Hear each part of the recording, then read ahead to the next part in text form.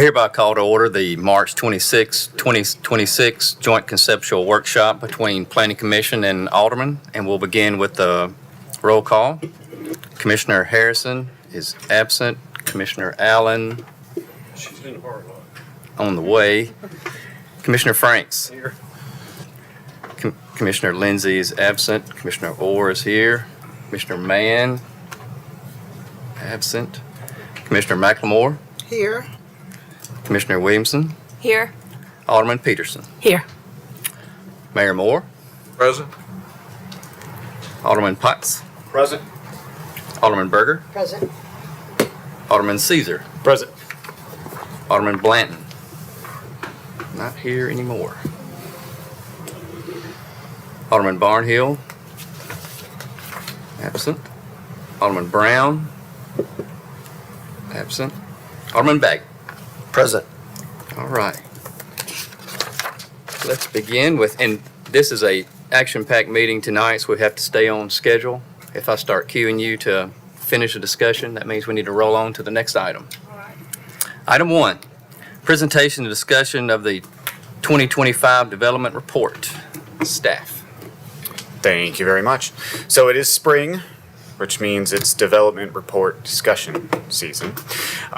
As you may remember, we made a handful of different changes to the development report for the 2025 year, and we brought those forward to you a handful of months ago. So we're looking to get a little bit of feedback on the changes that we've made, as well as just share some of the information from 2025 and open up the floor for discussion or questions. So because we are pressed for time, I will go ahead and get things moving quickly here. So as always, we start off with y'all's lovely faces. And this year we decided to speak about Franklin a little bit more than just look at the numbers. So we're starting off with a little bit of the history and information about Franklin as some of our many accolades. Moving into our city accomplishments for 2025, focusing on the Bicentennial Park opening, the new barn at the Harlansdale Park, the work that planning staff did for Planning Month, as well as a lot of the work that our engineering team worked on with the safety action plan, as well as our new lunchtime shuttle. So currently, city staff is estimating that our population sits just under 94,000, with our existing housing stock sitting just under 40,000. There were a large number of units approved in 2025, coming predominantly from 4 major developments, and we will get to that a little bit later. So as I said, we believe that our population sits just under 94,000 based on the estimates that we do within the development report, based on the household size for different housing units, as well as the occupancy rates that we believe to be accurate for those housing units as well, to sit us right around that 94,000 mark for the end of 2025. As well as we've brought in a new map for this year, really focusing on the growth of the city over time. So this map here on page 11, you can see the annexations by decade and the growth of the city by decade to see where we've gotten to thus far. And as you can see, 2025, there were very few, only 16.5 acres approximately added. And they are the very small parcels that have some stripes over here and over here. If anybody has any questions throughout this and anything you see, just go ahead and flag me down. So I'm going to just keep going unless somebody says something.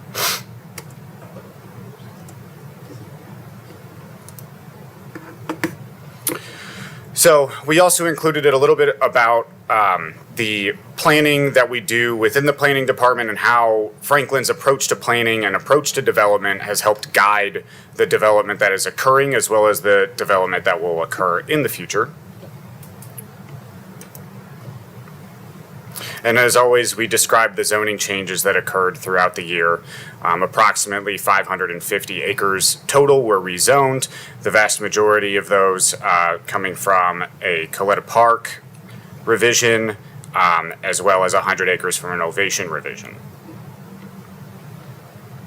So now our major development approvals, this is new for 2025. Again, we took a little bit of a pivot in how the information was going to be displayed. We wanted to make sure that it was more than just numbers. It was actually visually appealing for everybody that goes and looks at the development report. So we wanted to make sure that information was provided beyond just the name of a development and how many units and what was approved, but rather giving someone, if they've never heard of it, an idea of what it would look like, where it's located, and more information than just how many units were approved and what type of development it is. So we've highlighted a few major developments that were approved in 2025, starting with the Margin District, as well as the Cool Springs Galleria revision, which added that multifamily. The Erickson Senior Living PUD that was approved down in the Cool Springs area. Or I'm sorry, down in the Goose Creek area. The Arium PUD revision, which added multifamily units. The Ovation PUD revision. Our newly approved and currently under construction City Hall. The factory at Franklin putting in a new hotel, as well as the Franktown Open Heart Center. We also wanted to, again, highlight more information than what was previously given in development reports by showing more than just, again, what was approved residentially, but where it was actually located. So you could come to this page and see where new residential units were approved in 2025, what type of units they were, whether there's any sort of non-residential square footage involved, and where within the city it would be located. Additionally, some of the feedback that we received from you all was based on our build-out table. Now, the build-out table, if you recall, used to be 3 pages long. It had a whole bunch of different developments in it, and it just listed how many units were remaining and of what type. So we have decided to break that table into 2 smaller tables for the developments that are actively under construction. They have completed units, they're moving forward, and maybe they just have some remaining, but there is dirt being turned, there are units coming up. And those developments that have not completed any units, so maybe they are holding off for the right time in the market, maybe they're going through the process and they were just approved and they just haven't gotten any units online. But you could come to this table and look to see what's still remaining, how many units are in developments that have not started turning dirt, and when they were approved. Stop you right there. Wood Duck Court. I think they cut the ribbon on Wood Duck. You're right. That should not be in here. Thank you for calling that out. As you can see, every once in a while, there are things that fall through the cracks. But you're right, Wood Duck Court, they are expected to be open, and they're currently leasing and should be open, I believe, in April. I was just over there a couple weeks ago. So you're right, we'll have to make sure that that is updated and moved over into the proper table. Mr. Chair, Sure. is this there is also, could you add to this like an asterisk on those that are approved by BOMA and those that are not? I think that is, I don't think it'd be, because some of these, we just went through a cycle where there was lots of confusion with the community. I think that would be an important asterisk on just on both tables. Yes. Which came through as Turn his development mic on. plans, which Or just by right zoning. Yeah, we can definitely include that. Obviously, we're going to have to make some updates because of Wood Duck Court. We can add it in now.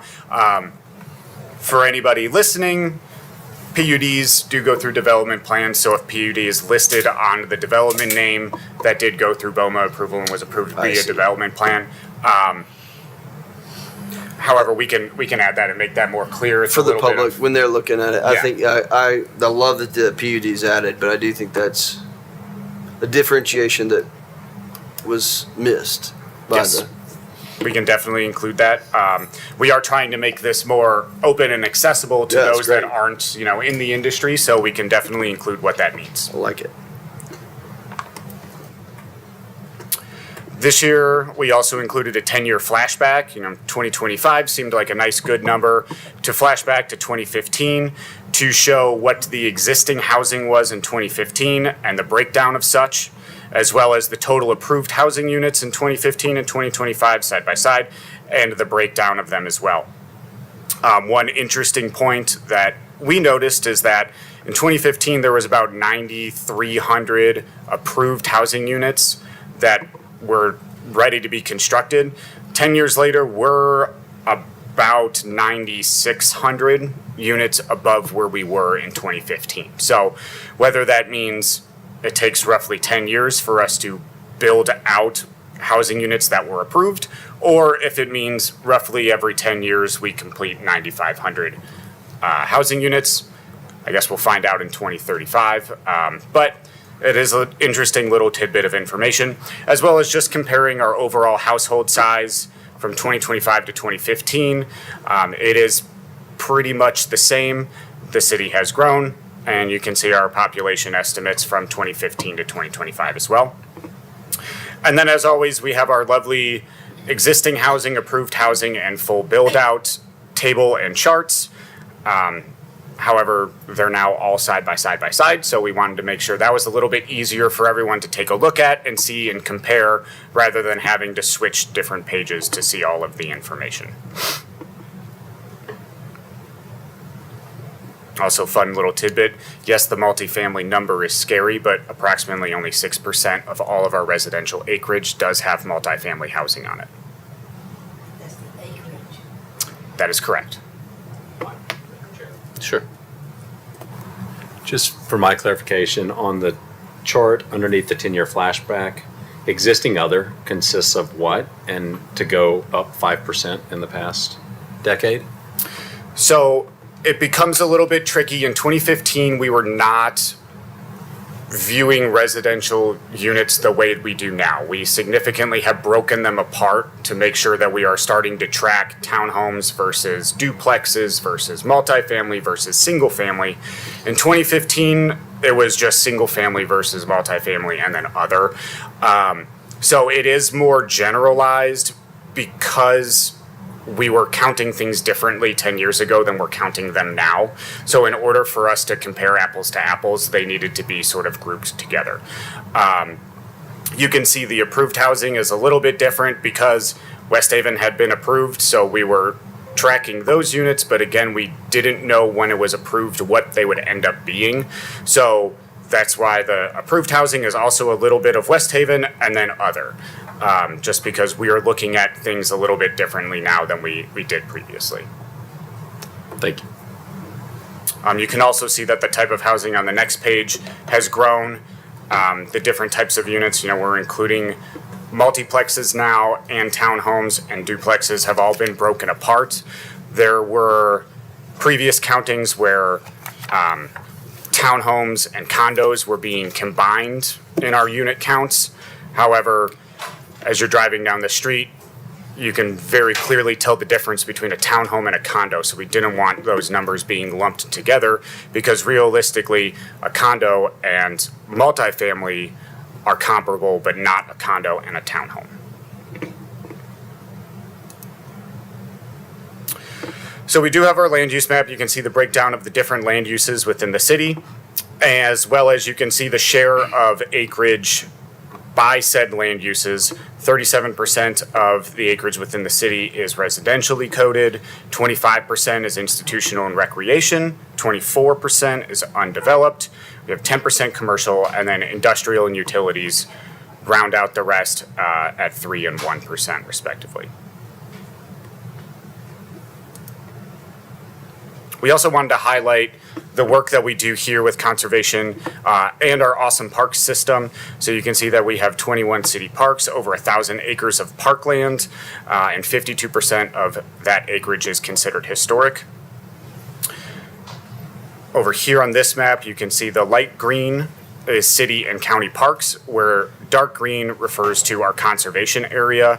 And then all of this little teal is just preserved open spaces that is neither conservation nor city parks, that is within residential developments in different neighborhoods.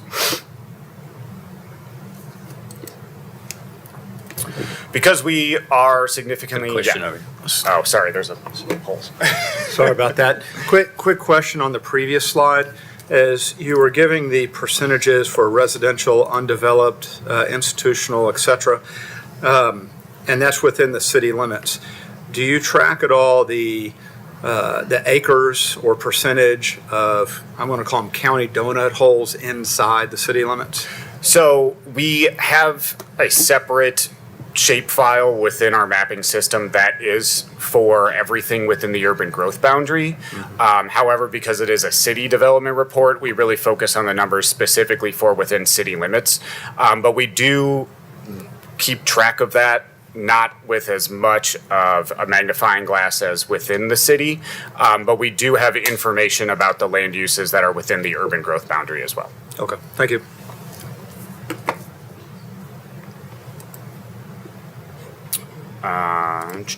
So because we have gone digital, we have included helpful links to all of our new pages within the city's webpage, as from our dashboard to our interactive zoning map, links to just find out about different development that's happening within the city, as well as just the general online resources that we have within the planning page, as well as all of our special thank yous.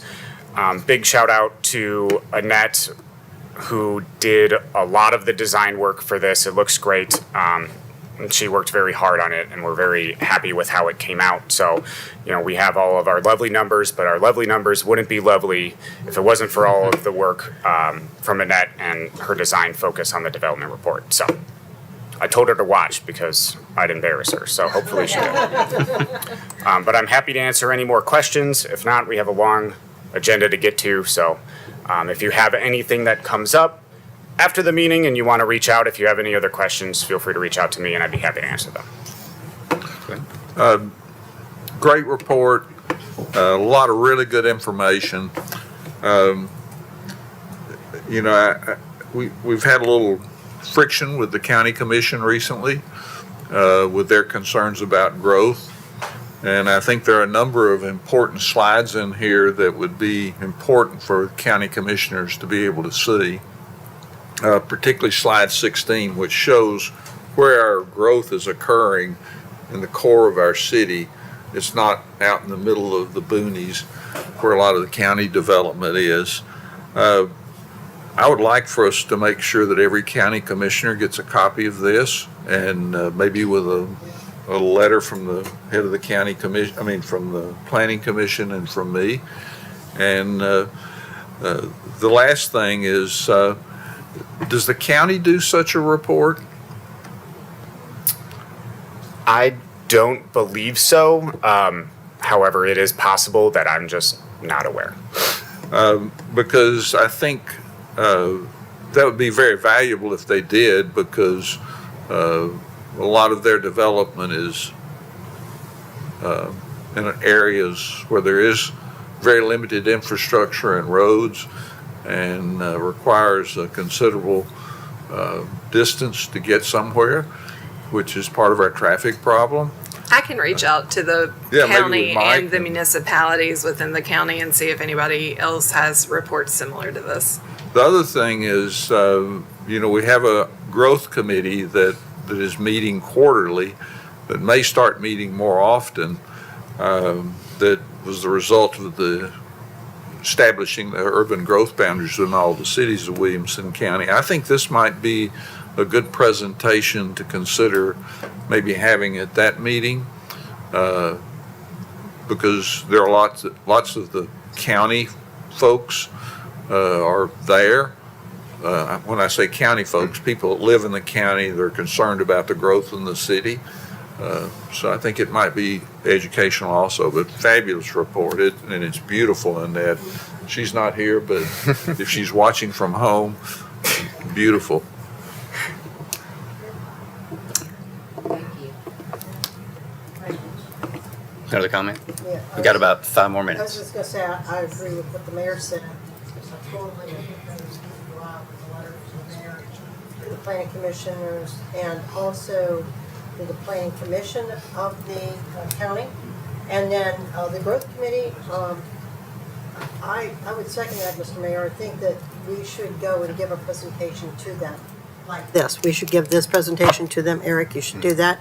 And then provide electronic copies to them as well so they can have that. I think the more information we can share for collaboration purposes is better.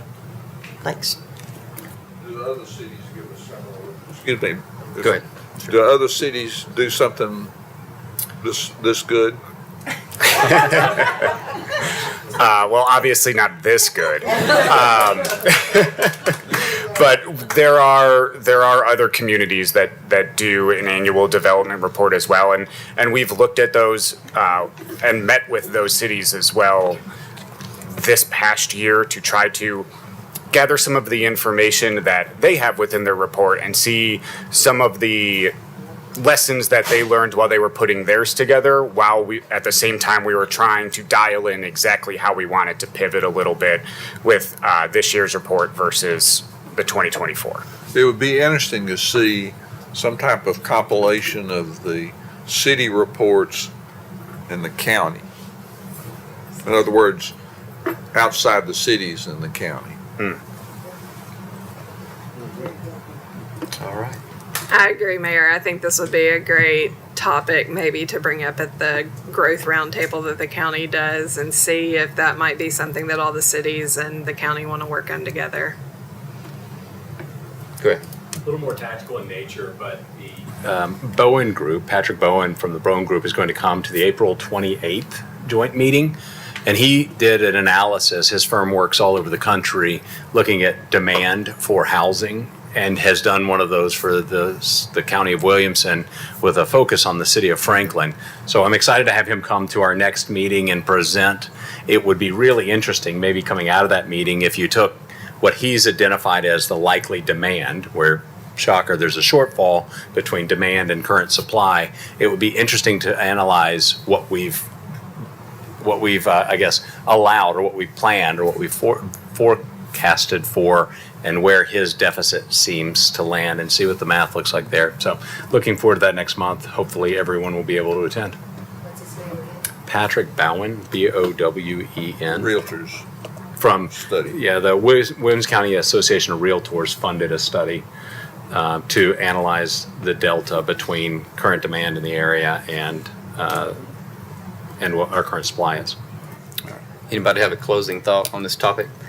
I was just going to say the April 28th work session date, that was going to be one of my announcements at the Planning Commission meeting in case the planning commissioners would like to attend. So thank you, Alderman Caesar, for queuing that up.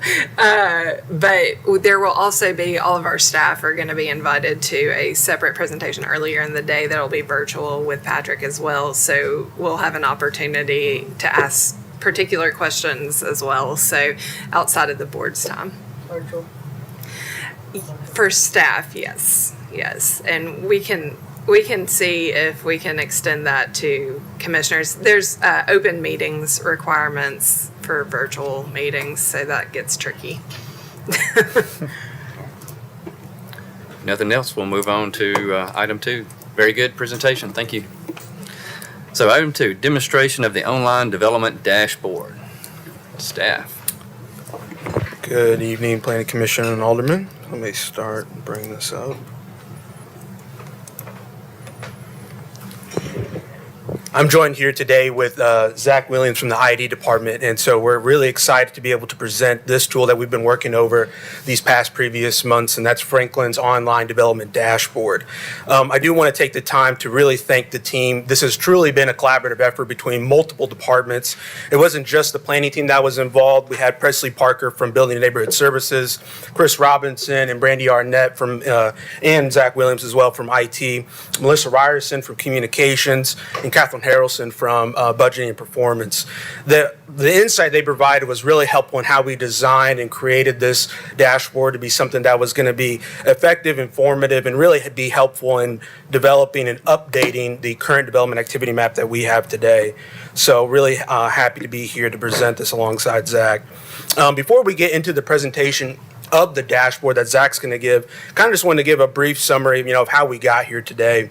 So as Eric just mentioned, this has kind of been something that was discussed last year that we've been actively working on.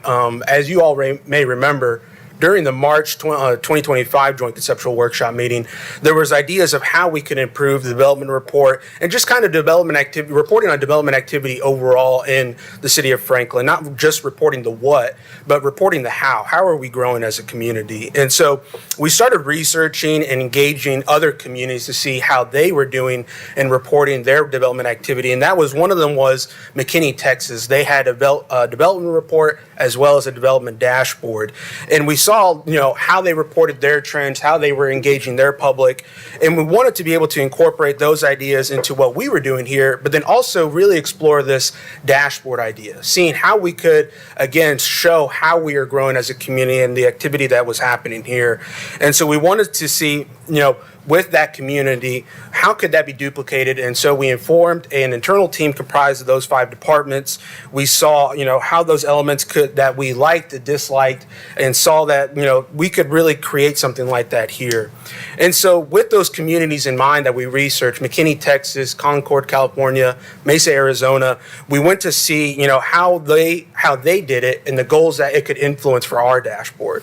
We wanted to have a few goals in mind, but specifically we narrowed it down to it creating something that was going to be user-friendly, interactive, informative, visually appealing, but then something that was going to be automated. We wanted to ensure that it was going to be automated as best as it could be within our systems, because if something was going to be published, if there was going to be information available, we wanted to ensure that the public was going to have something that was going to be timely and accurate. If there was going to be a project, they were going to be able to follow along with it. If information was going to be updated, they didn't have to wait a couple of days for staff to update that. We wanted to ensure that this was going to be something that was going to follow our systems as best as possible. And so with that, we had to have a plan set in place. We wanted to ensure that if we were going to accomplish these goals, we were going to design something that was going to be effective, informative, and user-friendly. We had to have specific strategy in place. So we had to do this by limiting the scope of the years that we were going to be reporting on development activity. We weren't going to go as far back as 2015, 2010. We only wanted to go back far enough to report on the relevant activity that was happening in our community the past several years. Additionally, we wanted to only report on the specific applications like your rezonings, annexations, development plans, the ones that we regularly get questions on, rather than something like administrative appeals that have been filed to the city. And then additionally, too, we had to be careful on how much graphics we were including in this dashboard. As you saw with the development report, we are already publishing information to give you all information on those larger trends. There was no reason to really duplicate that. So we really just wanted to show the development activity that was happening in our community, to show how we were growing, not necessarily including all these bar graphs, charts, and other information like that. Then lastly, we had to pay attention to be really careful on how we were formatting and organizing this dashboard. We knew that we wanted to have some type of tab format so somebody could click between annexations and then rezonings. But we also wanted to pay attention to this so that we could design this not only for a computer, but so we could design this for a tablet or for a phone so that anybody could access this wherever they might be. And with that, I would say that we were able to make a lot of progress from where we first started out. As you all saw, on our current webpage, we have a development activity map. It's informative, but it's not as user-friendly as we want it to be. We have, from that time frame, we were able to go into something that was more, having these tabs, having more images. These last several months, we've been able to make a lot of great progress to where we are today that I'm going to let Zach present on. And I'm really satisfied not only with the team and their insight that they provided, but what we've been able to understand and learn with our own procedures, our applications, and how we can better report on development activity happening in our community. So I'm going to let Zach present now and provide a demonstration on the dashboard. He's going to give an overview of it, and then he's going to get into what we've been able to accomplish with this tool, and then close out with the next steps on how we're going to be able to publish this later on in the year. All right, thank you, Joel. Good afternoon, everybody. So this is the new and improved development dashboard for the city of Franklin. So as you can see right here, just a very clear splash page of development in McEwen. We've got additional resources listed for folks, so capital projects, development activity, the plan review portal and the zoning map as well for that resources, and then department links for different departments that can pertain to this. One thing I wanted to note is that this page follows the A11Y or accessibility guidelines as closely as possible, and they continuously give updates for those about quarterly for the software that we use for this. And so I want to start with annexations. So here we have a map here that shows current annexations for initiations and formal annexation and plan of services. You can filter by the application type. So which one is initiation, which one is a formal plan of services. And then when you click on one of the points, it will show relevant and pertinent information for those. So what application type it is, the request from the applicant, and where the address is, the CUF number, and the project linked where you can go to the plan portal and log in there. And then for rezonings and development plans, same thing for here. We've included the stage filter as well. So if so people can see which plan has been approved or what is currently under review. And as well here, we've added the aldermanic wards, which was a request from Alderman Potts, which I greatly appreciate because I think that was a great idea to show the wards and then relevant activity in there. So we really appreciate any input that's been from outside of our interdepartmental collaboration because sometimes perspective really does help with really honing in on some new ideas and things. So a lot of great tools here. And then our planning applications is kind of a larger bucket of applications. So this has several different things. So plan amendments for Envision Franklin, preliminary plats, variances, all of these different application types that are also relevant. We've also filtered them by the stage. And here you can see plans disapproved. Those have to do with variances and with the historic zoning commission recommendations, I believe, or certificate of appropriateness is how those are related. And then our last one here, which actually we also have a multiple select too.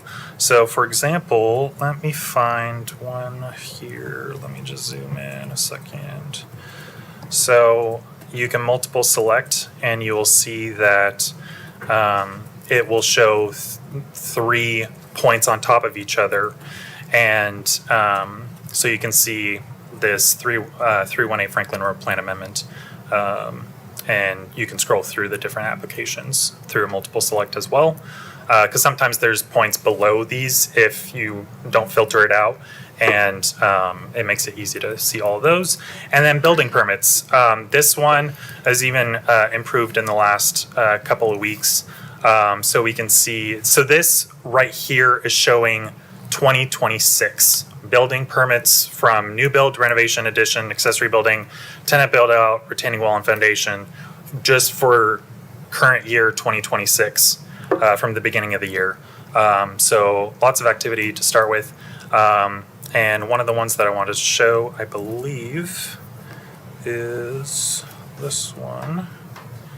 There's a lot of data in this one specifically. So let me find issue year. And then people can also look up through here if they find a specific name. So for example, Dunkin' Donuts on Murfreesboro Road was just finished being built and had their grand opening recently. And so this one is our heaviest map. So let me see if I can find it here. There you go. So this was a tenant build out for Dunkin' Donuts. And it was issued almost exactly a year ago. So a lot of great information for building permits as well. And then also with accessibility for tablet and mobile versions, I'll kind of just show on the tablet version.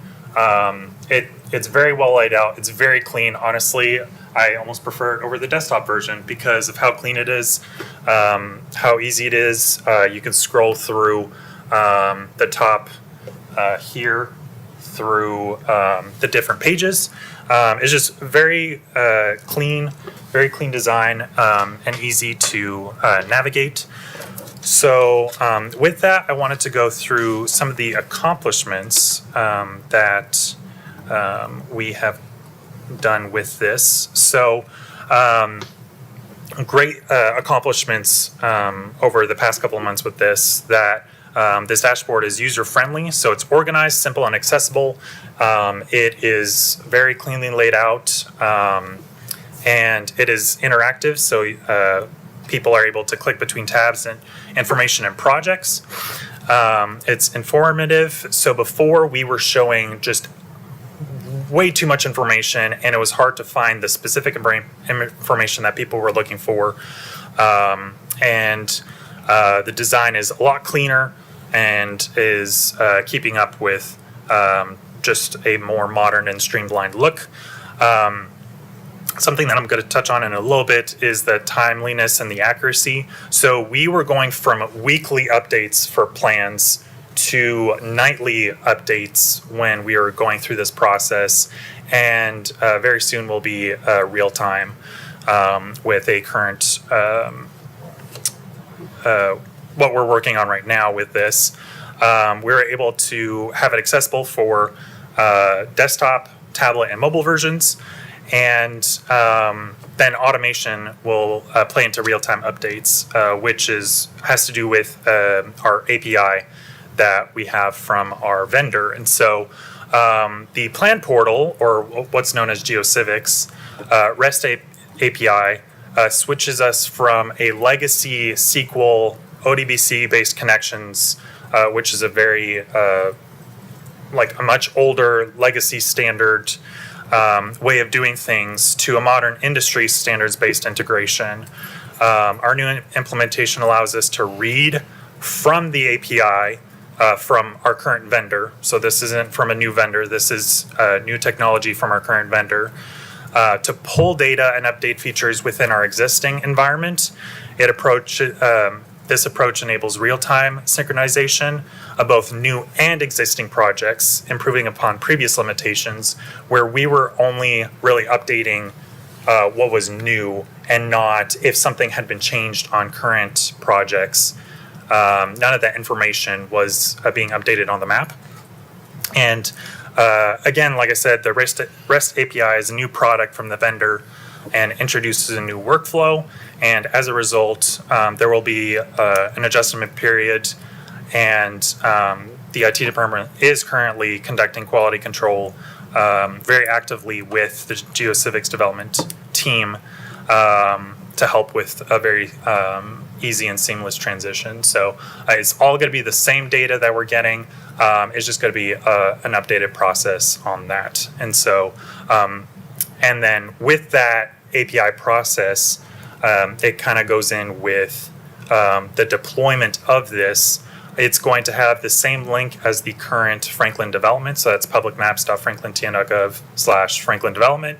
And I believe that that will be coming in the next few weeks with that. So if you want to take it on.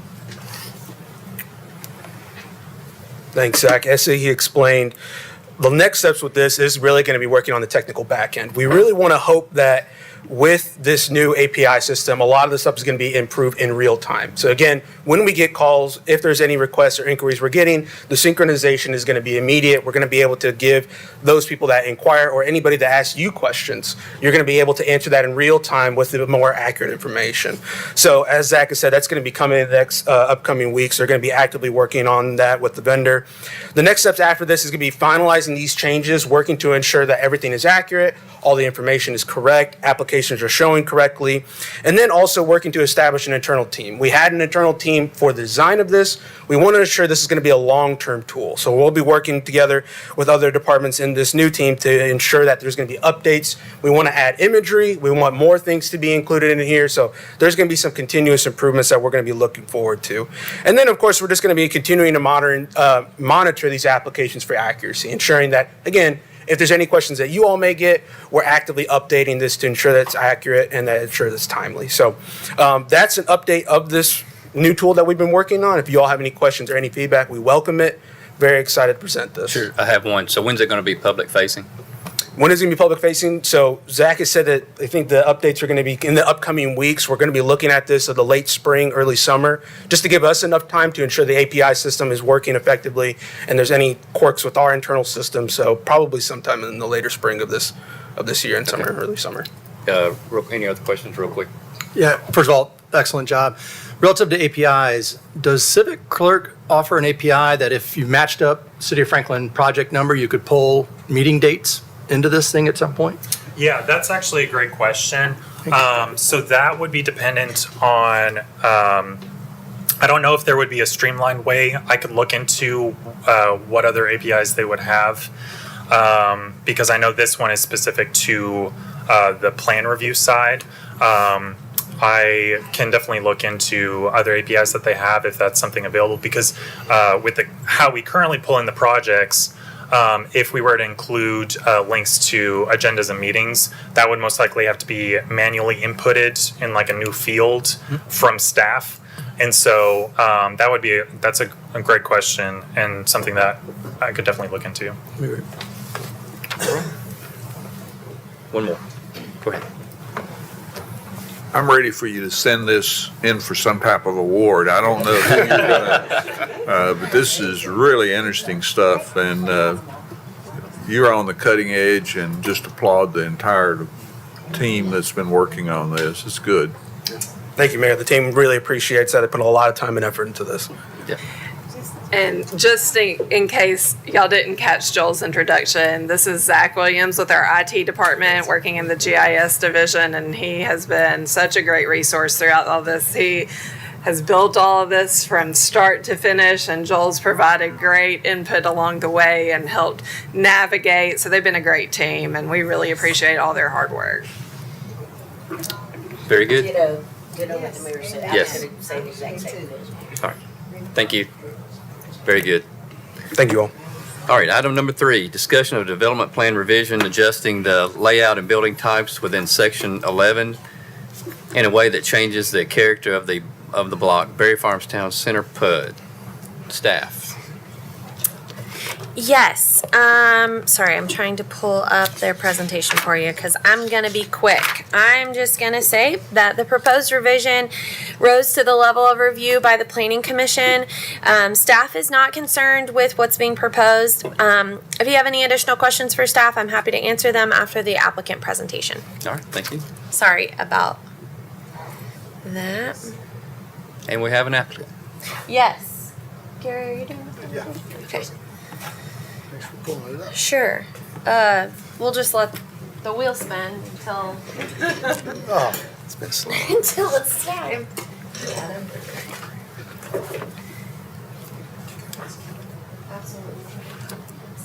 Spinning wheel. Gary Vogren, good to see everybody. Welcome, Mayor, Alderman, Planning Commission. I'll keep it brief. Basically, as Chelsea said, short and sweet. Basically, we're just amending the Berry Farms Town Center, Section 11.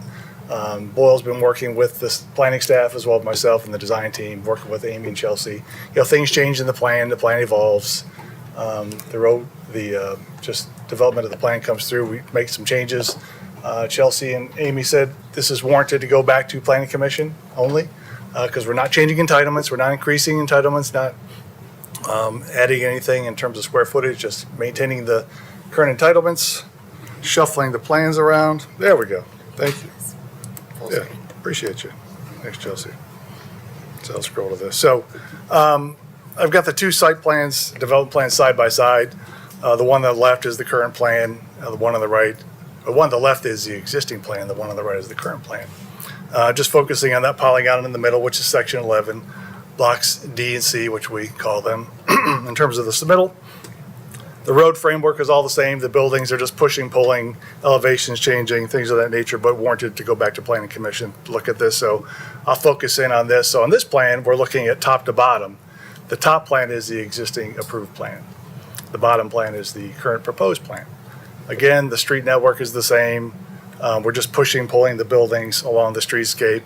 The biggest change regarding the top plan, you look at buildings C5 and C6, those are larger 3 to 6 story buildings, and the parking garage behind it.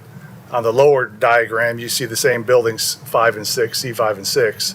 They're smaller in scale, pedestrian scale, 2 to 4 stories. So that kind of change warranted some thoughts by Chelsea and Amy to take this back to Planning Commission to look at that.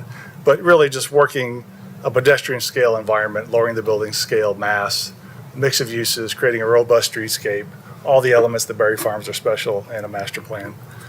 Moving to blocks D, again, the same network of streets, building massing on the street, active streetscape, just rearranging the buildings, mix of uses. If you look towards the buildings, D1, 2, 3 along the Publix parking lot, those have kind of been just reorganized and shuffled. They're smaller buildings, pedestrian scale related, 1 to 2 stories, 3 stories, mix of uses. The red building is true retail compared to the buildings up to the north end of the top plan. Just kind of breaking up the buildings, creating spaces between the buildings, outdoor active openings as well. And pushing and pulling the open spaces along the streetscape compared to Plan North and Plan South. Just reactivating spaces and just pushing those around in terms of open space. But keeping the entitlements as they were, just pushing and pulling. There's about 406 units in this development, residential, and then around 311,000 square feet of commercial in these 2 blocks. This plan here just shows the massing, so you can see this. So the 2 wire frame diagrams to the left, top and bottom. The top one, I'll start there. That is the existing development plan massing model. If you look to the lower plan below that, you can see the building steps in terms of just the height. You see those 2 large, the white building in front is the Residence Inn Hotel, just for reference, as you're coming into the development. So those buildings in orange on the top plan left are 3 to 6 stories. As I mentioned, they start to come down the 2 to 4 scale all in that face along Residence Inn to create that pedestrian scale and residential there. Kind of matching that streetscape as you get heading towards Publix. The plan to the right, top right, is the current approved plan. The bottom right is the proposed plan. You can see some of the building massing along the Publix parking lot as you enter into the development are smaller in scale, pedestrian size streetscape network, breaking up the buildings to create open space, activation of those spaces. So that is really the request, to come in and change the development plan. And I'll open the floor for any questions. Unless Adam, you got any questions? Go ahead. Hi, good evening. I'm Adam Ballish with Boyle. I hope some of you all were able to leave this room from last Tuesday night and haven't been here continuously. But 2 things I wanted to point out. We had a public meeting via Zoom a couple of weeks ago, and during that public meeting, we focused on the area that is inside the dashed white polygon on this map. During that meeting, several questions arose from some of the Berry Farms residents that were addressing areas outside of that box. We did not have the plans on us at that time to necessarily answer specifically, and didn't want to speculate without having those plans in front of us. So following that meeting, we were able to follow up with the HOA as well as some of the planning staff and others that attended that meeting to make sure that they had the correct and accurate information. So 2 points of clarification on that during that those questions. So should you all be contacted by any of our residents, we wanted to just share these points with you. So one question that came up that is outside of this area was, are you building a sidewalk over Captain Freeman, which is the bridge in the lower left corner here at the stoplight that is existing? Previously, there was a revision to let me start over. The last revision to this development plan required some road widening and some improvements be made to this project. As part of that road widening, there was a sidewalk called out to come across Captain Freeman. I did not have that material on me during the course of the meeting, so I said, I don't know, when we responded back afterwards. So there is a sidewalk in that area that will be added. The other question that has come up recently, again, outside of the boundary of this amendment, was that there has been some public request for a four-way stop at the intersection of what's called Hughes Crossing and Captain Freeman, adjacent to the Publix. That was something that we've been working on internally for a while. Some of the local residents really kind of rose a flag up to make everyone aware of that. We coordinated with Paul Holzen and Jimmy Wiseman and the rest of the engineering team on this development plan as it's tracking through the submittal cycle. We are resubmitting maybe on the 2nd, Jimmy. I'm trying to think of when that resubmittal date is coming up here next week, somewhere in that time period. And that revised development plan will turn this intersection into a four-way stop. There will be some crosswalk and ramp improvements that will be needed at that intersection, so we can't just go out and throw up a stop sign without making those. So there will be a site plan pending, if this amendment is successfully approved, there would be a site plan that comes forward to Planning Commission for kind of the area inside the polygon. And as part of that site plan, we would convert that intersection to a four-way stop. So just wanted to bring everybody up to speed. I've been copied on numerous emails, and my guess is that your all's inboxes have seen a lot of activity there as well. So happy to answer any questions that anybody may have on those areas, in addition to the amendment area that's inside the polygon. All right. Thank you. Questions? Any quick questions? Alderman Potts? All right, thank you. First, thank you for bringing this forward. Second is, thank you for mentioning the email threads. We've had several concerned citizens in that area expressing very specific questions, wanting to have all of those details. I also want to thank Amy for all of her work. I know she's sitting directly across from me here, so thank you for helping to coordinate some conversations as well as email threads to make sure that citizens were getting their answers and getting the facts. And I also want to thank, we've got a meeting scheduled next week. I think it's at 1 o'clock on Tuesday. And thank you, Jimmy, for giving me thumbs up, just jogging the memory here, with a couple of the concerned citizens to make sure that they have the information and that we're operating in a transparent manner. So, with all parties. And so I appreciate the development team coming forward and speaking to this as well. I like the changes in the decrease of height of the building. I always say this, and I'm always looking for good concealment of parking garages. And not only concealment, but I also continue to focus on the light pollution that comes out of those garages as well, so that we've got good directional lighting. And so I just want to make sure that we continue to challenge not only this development team, but all development teams to make sure that they're doing right for Franklin on that. And thank you also for addressing the sidewalk connectivity. And I know that with the bridge that's going to be going in, if maybe Adam, you or Gary could kind of speak to what that phase is going to be like and where construction vehicles are going to have to access that point. Sure. So again, in reference to the previous development plan revision that was approved several years ago, the traffic impact analysis as part of that study said that we needed to make roadway improvements to widen some roads. So it's kind of interesting. Berry Farms has matured to a point where I'm making off-site roadway improvements internal to our project. So Berry Farms Crossing, which is the roadway near Daly's and kind of our primary first entrance, and Captain Freeman are both scheduled to need to be widened prior to any COs kind of north of the creek or in the Section 11 area. There is not a road connection right now in what is called Village Plains. It's across from the stoplight near the new small parking lot restaurant across the street for In-N-Out. The roadway improvements for Village Plains that would have a new bridge crossing the creek here, Village Plains would also be extended all the way up to tie in to the existing Village Plains that's near Biscuit Love and some existing retailers here on the street. Those roadway improvements for all three of those roads were approved, I believe, in November or December. They followed the Planning Commission cycle, but because they were infrastructure improvements, I don't believe were voted on by this body. And Jimmy, correct me if I'm wrong. We are going through what is called one stop on that process now. Hope to submit in April for that. The one delay that we've run into is part of the sidewalk improvements to Captain Freeman. We've had to revise the structural engineering for the Captain Freeman Bridge.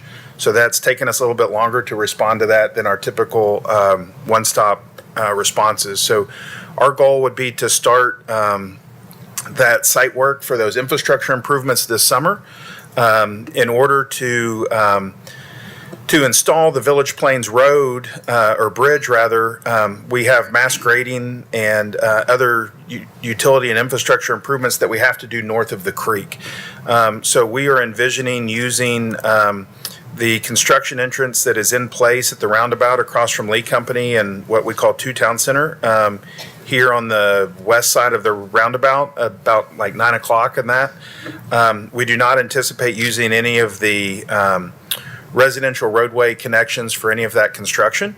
And then following completion of the Village Plains Bridge, we would utilize the Village Plains roadway. We would not open that up to the public until the area that's in this polygon is complete, and the Village Plains would be used for the construction access since it's such a straight shot from this light right into that point.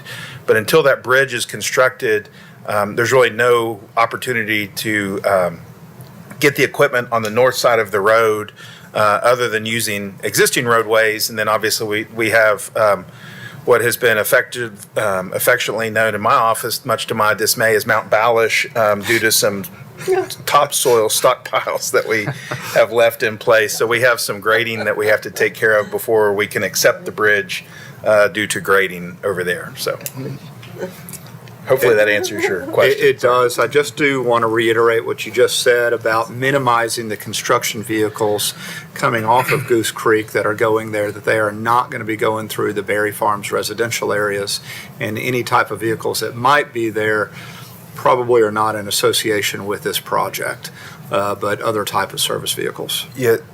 There was a previous site plan approved in Section 10 for a series of townhomes that are in the northern area here, kind of north of Residence Inn. So those are independent construction projects of the area that we're talking about. Obviously, to get construction equipment to homes and laborers to homes to build those, that is a different road network than what we're talking about. So we manage the entirety of the POA at Berry Farms, Boyle Investment Company does, and so we have the ability to find contractors and to really try to police the deliveries, particularly as it relates to equipment and heavy machinery, and making sure those are trying to stay off what I'd call the residential road networks. That's maybe a little bit more difficult when you have what I'll call the laborers coming in and out for lunch and things like that. But as it relates to the construction, heavy equipment or deliveries for materials and things like that, we anticipate using the commercial roadway entrances from Goose Creek Bypass. All right, thank you. Appreciate all the information.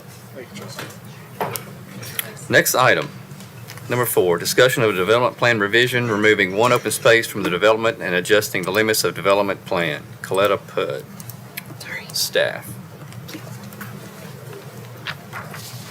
Good evening. I have done this once before a while ago. I'm happy to be back. I'm going to keep this short. Staff does not have any concerns with this revision.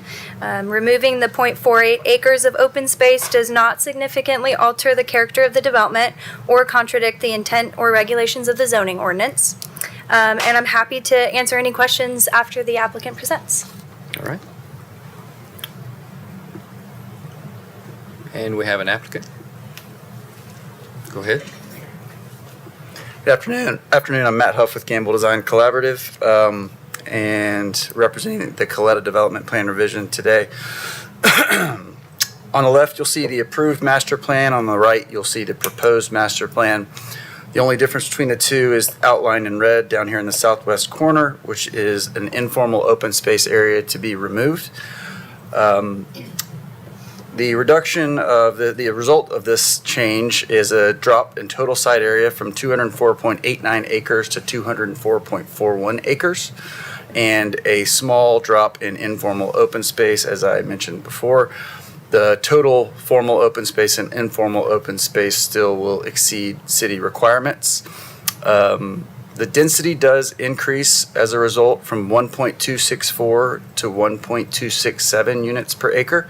But the total units remain at 259. And zooming in on that area, you can see it's located on the western portion of Coletta. It is situated between Coletta and the Yarlagadda property, which is zoned R1. As currently configured, this strip prevents the property from having frontage on Copley Road. Because Franklin requires frontage on a public right-of-way, this effectively limits the property's ability to access and subdivide in the future, should it choose to. Access to South Carruthers would likely not be supported due to its proximity to the intersection.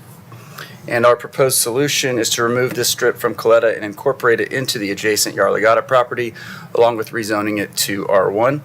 The result is that it restores potential frontage along Copley Road for that parcel. And from our standpoint, this is simply a correction to an unintended condition created by the original boundary alignment without impacting the Coletta development plan itself. Happy to answer any questions.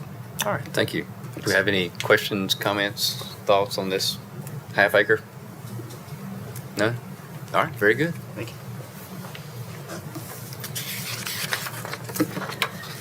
Item number 5. Discussion of a development plan revision requesting 10 modification of standards related to parking, building types, and signage. This is the Ovation PUD. Staff. The computer does not like me, apparently. I will keep my comments short. The revision before you has 15 MOS requests that are detailed on the MOS guide sheet that I handed out. The majority of those MOS requests, they do pertain to signage, and staff's recommendations are included on that MOS guide. I'm gonna pass it over to Jimmy Wiseman to present on the very first MOS request, and I'm available for questions after the applicant's presentation. Jimmy. And you've given us a handout that has them all on there too, right? Yes, sir.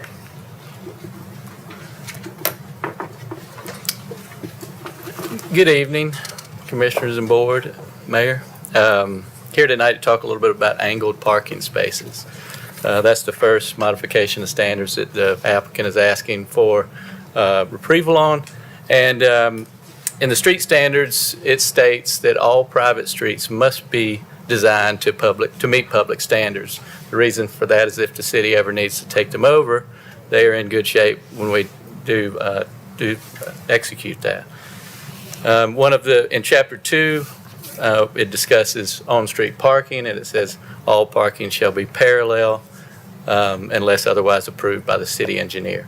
So we're here tonight to kind of hear your feedback about what you'd like to see on a private street like this, and what that may mean going forward for other developments as the city grows.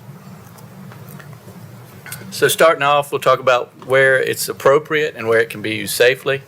You'll see this in smaller communities with very low volume on really ideally on one-way streets where they're median divided, so you don't have that car that pulls into the angled spot backing out into potentially 2 lanes. What we typically would like to see is very quick turnover potentially, not somewhere a place you'd want to go and stay where you end up with that sea of parking.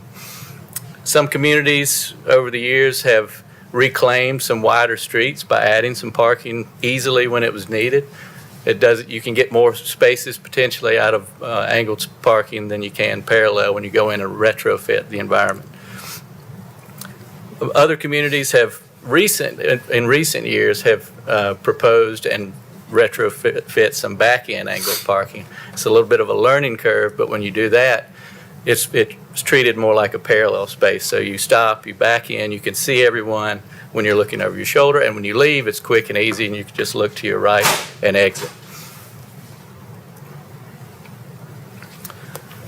The reason we as a city have for many years not permitted this is because of, number one, safety. So when you're parked in an angled space, not every car has a backup camera, but typically and imagine driving through a Lowe's or a Publix parking lot, how many times have you slammed on the brakes quickly because someone was quickly exiting? And that causes driver frustration. It can cause even rear-end crashes from the vehicles behind them. So we have moved away from that over the years. It decreases the pedestrian experience and the cycling experience. So if you're a pedestrian trying to cross a street, now you're crossing extra width of pavement. You are potentially have people darting between cars that are much longer and can hide pedestrians.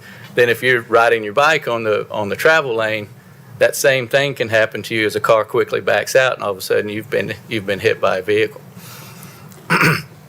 Loading and unloading challenges.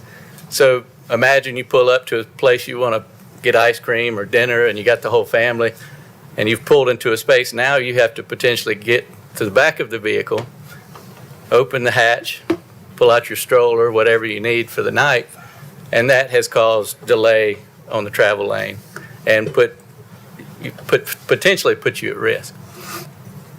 Larger vehicles on our narrow street standards we're looking at in some of these mixed-use communities, larger vehicles can actually stick out even without backing up. If they don't pull up far enough or have a trailer hitch or something like that, they can stick out into the travel lane. So it requires additional road width, which I'll show you some examples here. So for parallel parking on both sides, you end up with 42 feet of pavement to the face of curb. Parallel one side, angled on the other, you have 54 feet of pavement, 12 more feet there. And angled on both sides, you end up with 66 feet of pavement, which is starting to feel more like a parking lot than a street.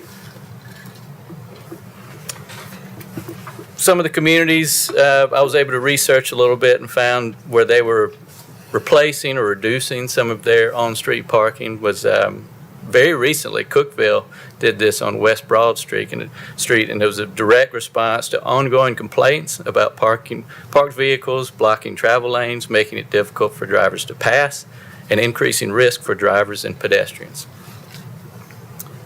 Meridian, Ohio, part of their downtown master plan for their new streetscape, they reduced some angled parking and replaced it with parallel.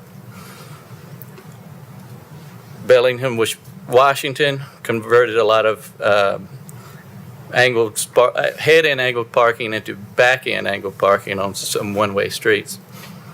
And then Georgetown and Round Rock, Texas, I thought this was pretty interesting, and they're pretty close to each other, suburbs of Austin, Texas. They removed parking that was angled and replaced it with parallel, and those old angled spaces they actually turned into what they called parklets, which they added green space, they added park benches, and they even, I think it was in Round Rock, I read, where they have mini concerts throughout the downtown and some of these places they've reclaimed that were angled spaces. So I'm happy to answer any questions you may have. That's my presentation. Thank you.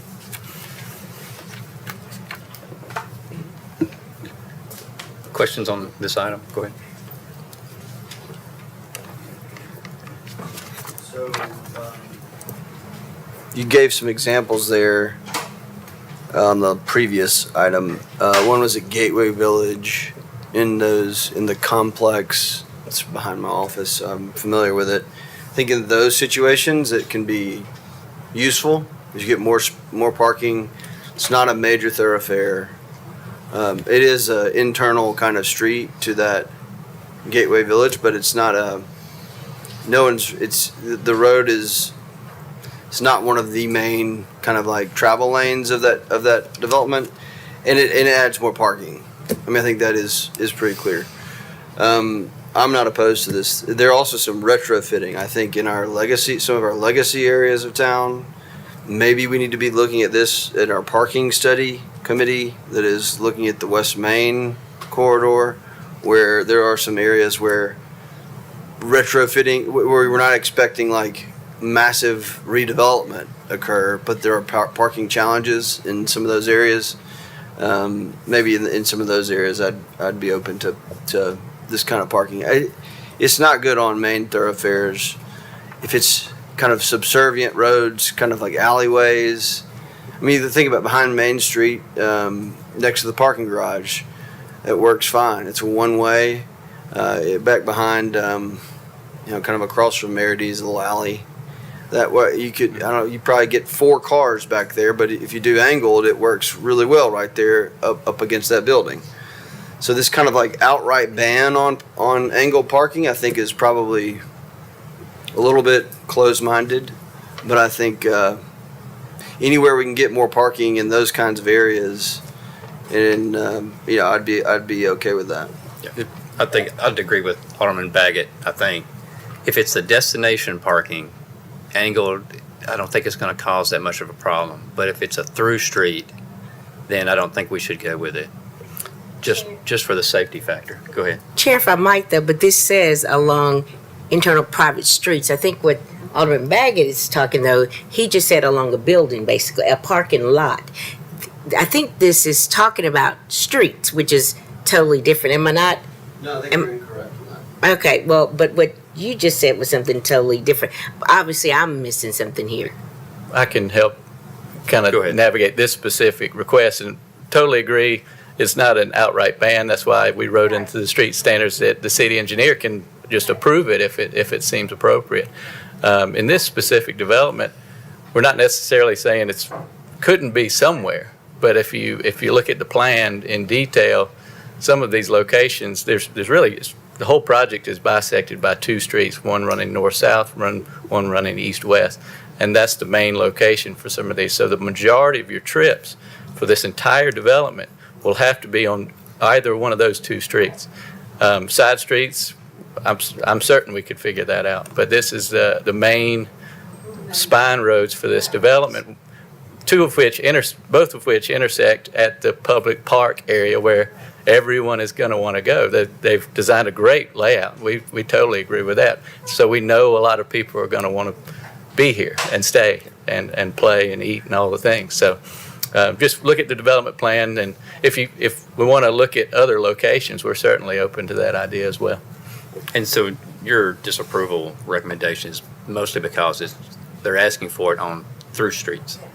That's correct. Okay. It's the location, and if we were able to find other spots that could be appropriate from an engineering perspective, we would certainly do that. Sure. Alderman Caesar.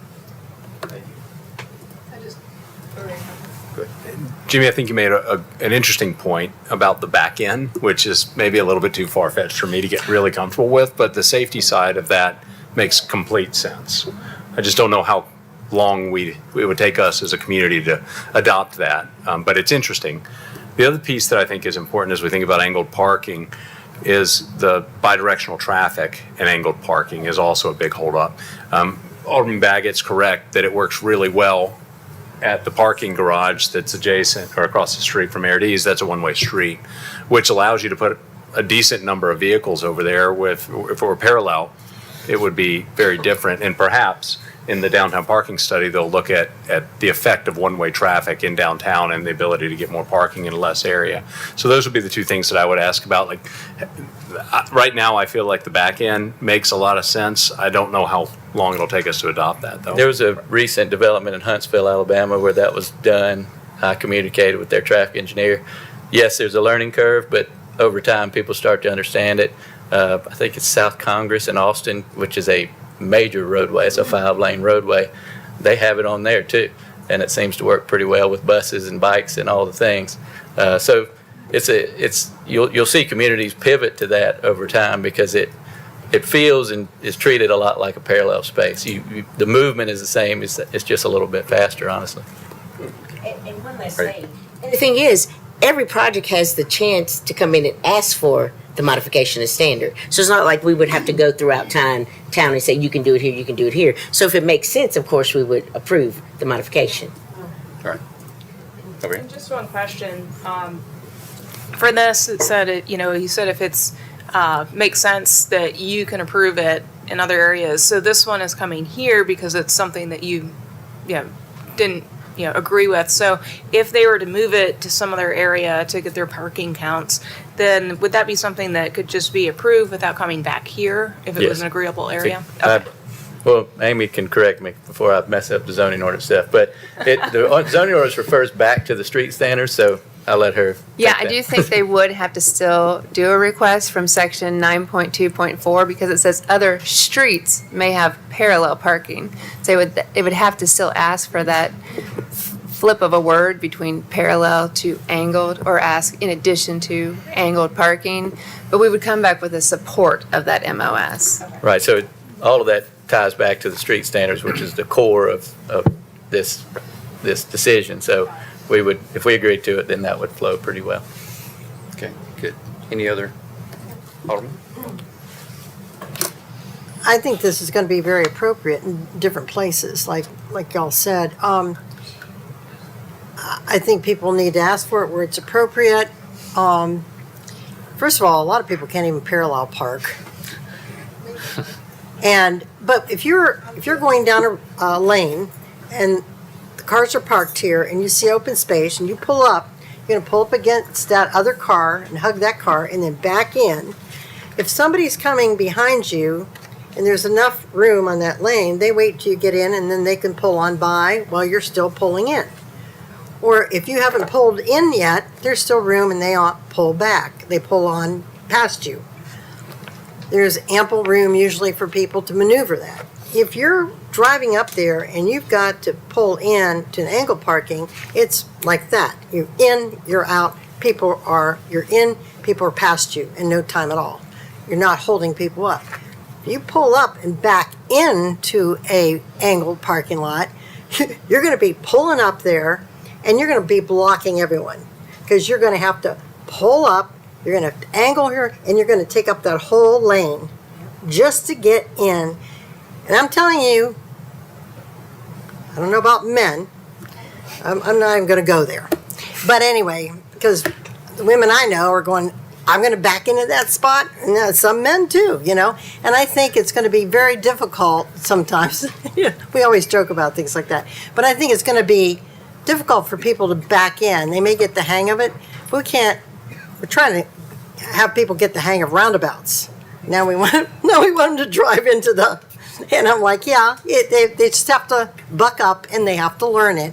And I wouldn't argue with that. But also I think I don't like the theory of backing into an angled parking lot or parking space at all. I just think that's not good because you are going to take up that whole lane and then people are going to come up against you. They're going to have to back up to give you more space to get in.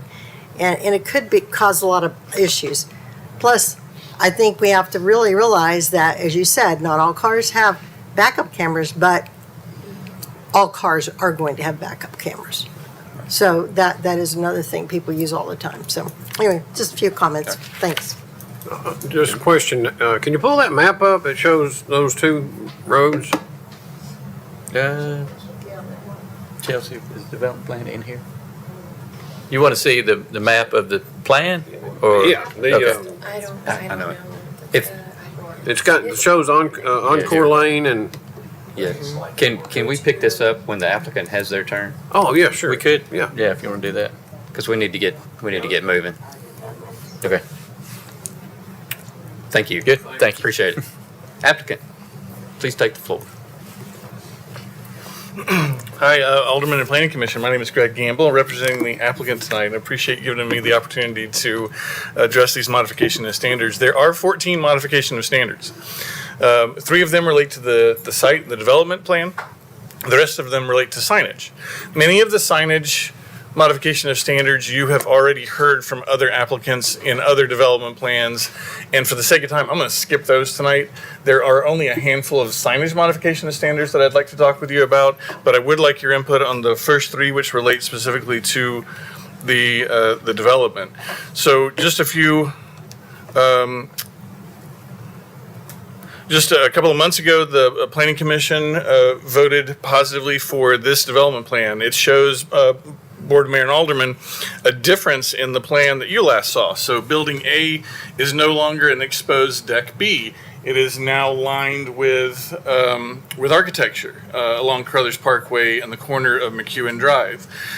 We had received some comments from BOMA that Building V as in Victor, right on the corner of Carruthers, was too tall in that particular location. Get it more into the middle of the site. It's been moved now to Knolltop Lane. We've been listening, and the Ovation team is responding. You didn't have a chance to see or vote on this plan. The Planning Commission did because it was only a change of character. However, we have a plan that we're going to be presenting tonight that does include some modification of standards. And this plan keeps intact the character changes that we made that the Planning Commission voted on. But there are some changes, and I'm going to walk you through those now. So the first is the addition of some angled parking. We are in the process right now of designing streetscape. Streetscape is very, very, very important to Center Cal and the Highwoods team. It's got to feel right. It's got to feel right for the pedestrians. They want a streetscape that can slow traffic down. It's more important for the pedestrian on these internal drives than it is the automobile, first and foremost.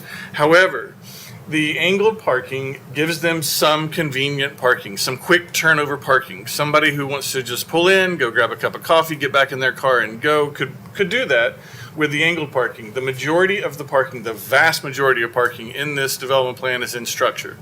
It's in a structured parking lot. That's to accommodate 95% of the visitors who come through Ovation.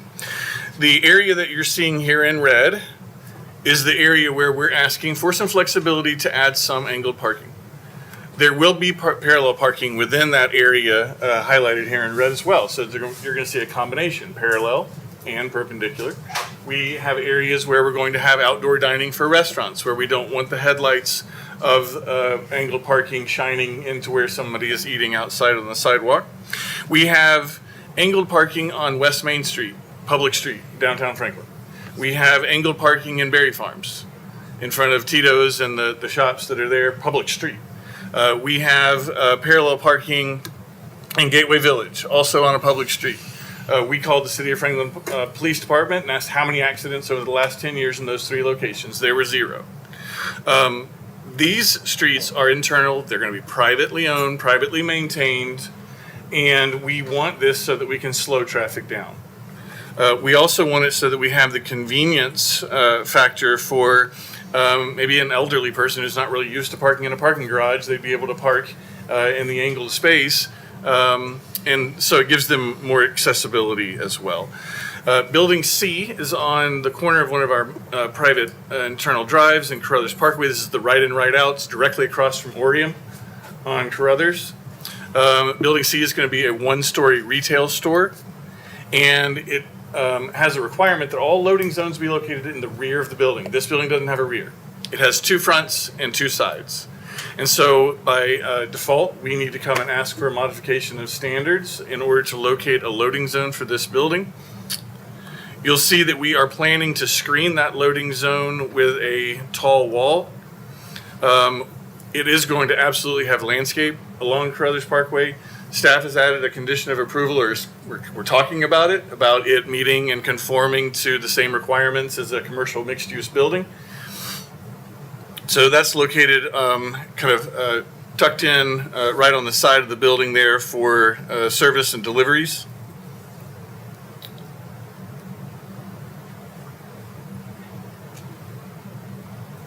The third modification of standards is all buildings are required to be parallel to the road internal drive that they front on. Building M2 is pulled back. You can see that. Building K1 is also pulled back at an angle, as well as buildings G1 and G2. We're creating these pedestrian refuge zones out in front of the buildings, areas where we're going to have outdoor seating areas where we might have some outdoor dining. These are park spaces. You can kind of see the intent in these bottom two photographs here. These are kind of lounges for people who are visiting out front and out in front of these shops and these stores. So then we have a handful of modification of standards on signage. I'll run through a few of them just really quickly. Again, a lot of these you have seen before. We are asking for an LED display screen that would be located on the small building in front of Building G. It would display back towards Building G. This is for outdoor movies.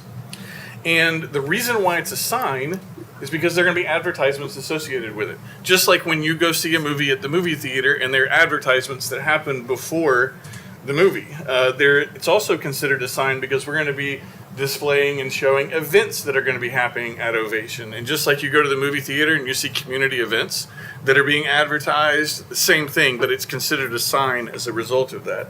Staff is recommending disapproval on this. This is a part of the kind of the community entertainment, the family entertainment aspect of Ovation. We would love to keep it as a part of this master plan.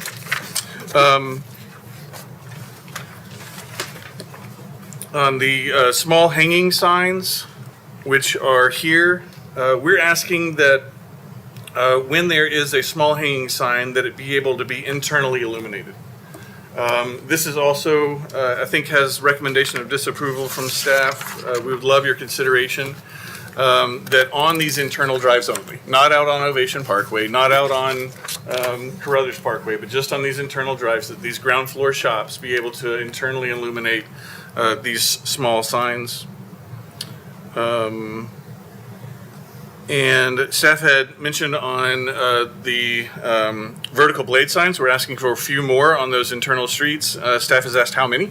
We'll continue to work with staff on their comments as they were prepared before the joint conceptual workshop. And so we know we have some fine tuning to do. We'll continue to do that.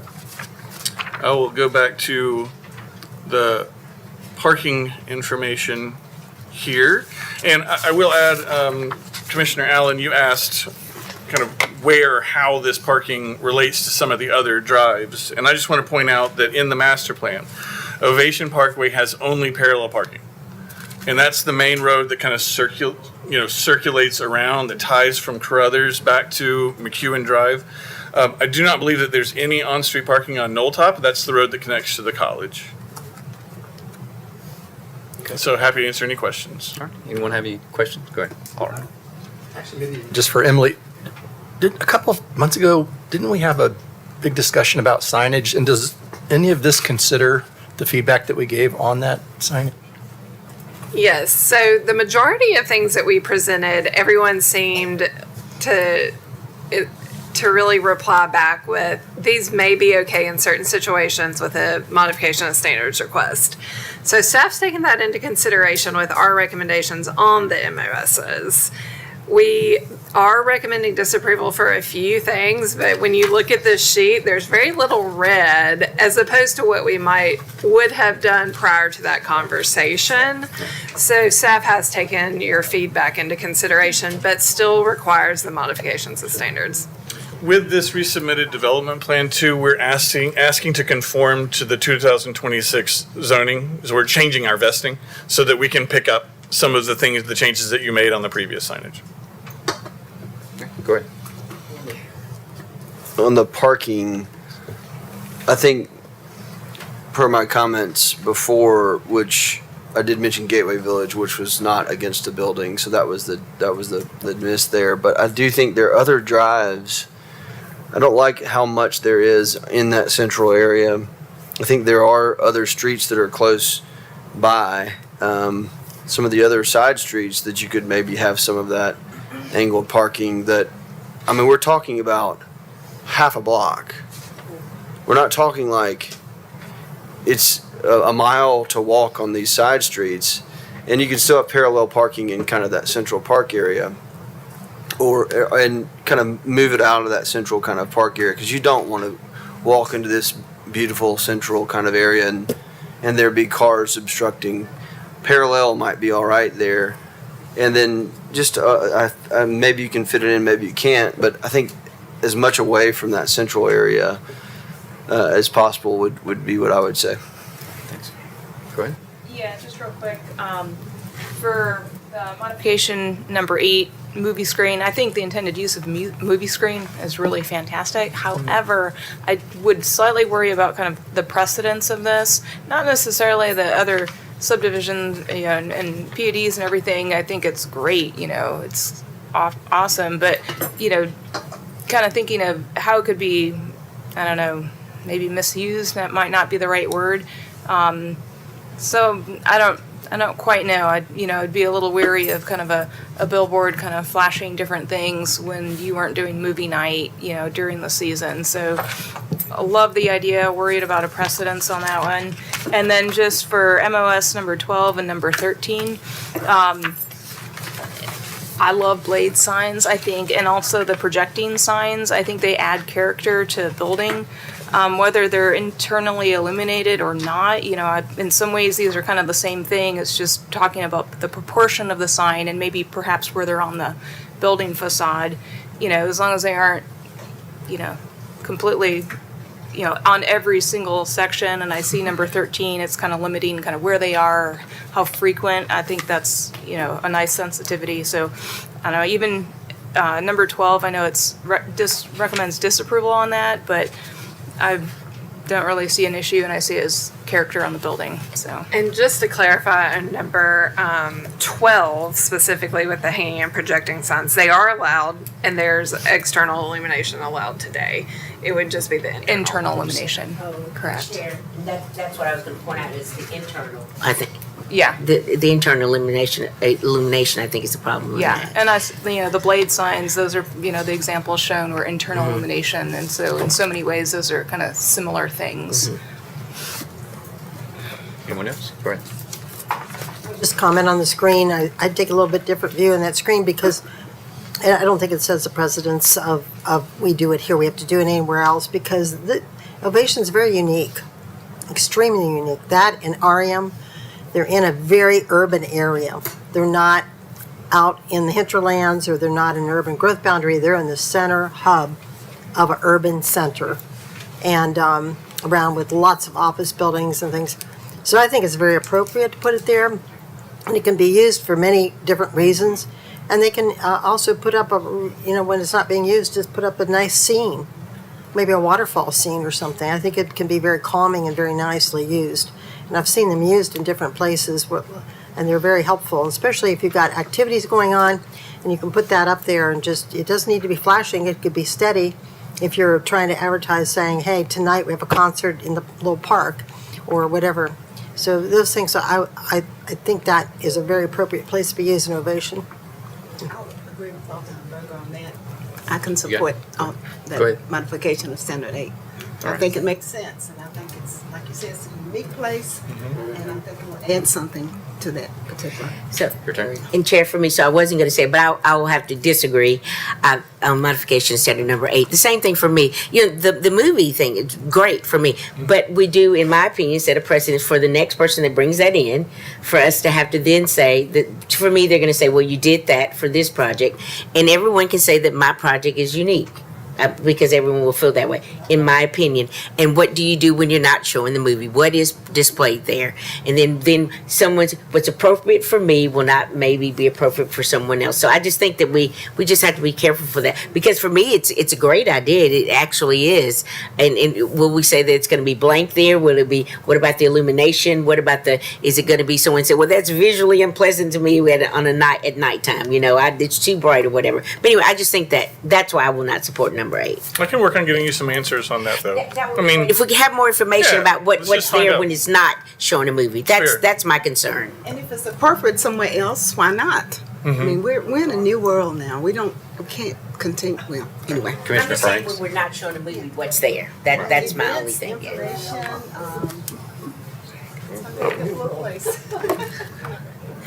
That's the problem. Go ahead, Mr. Mayor.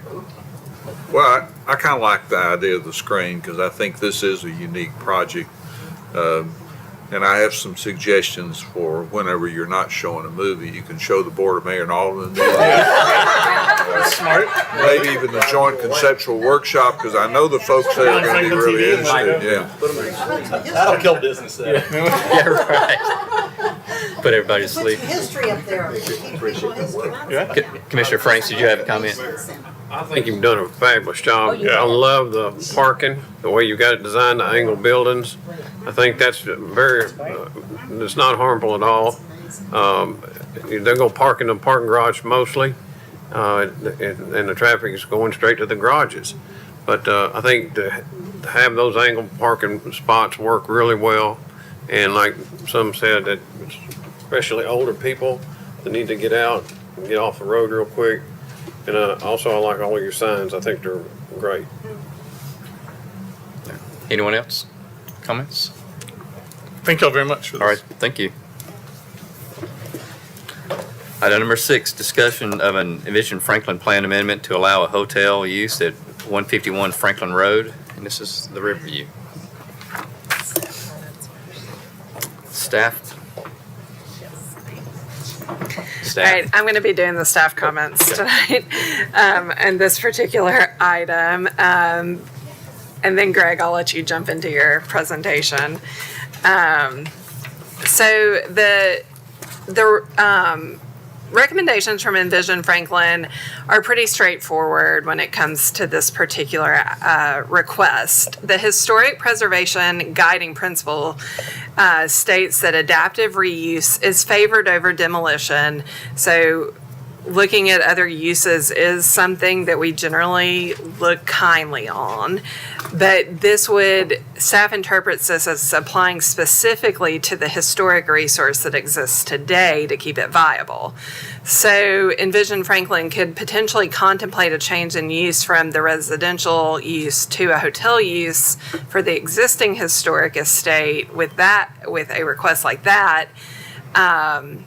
But however, this guiding principle also goes on to state that historic estates contribute greatly to Franklin's community character. The integrity of these historic properties with their distinctive homes, outbuildings, and general aspect of their setting should be preserved. Historic estates and subdivisions should be preserved and no additional development should occur at these locations. Riverview is a historic estate and it has been subdivided already as part of the Splendor Ridge infill development.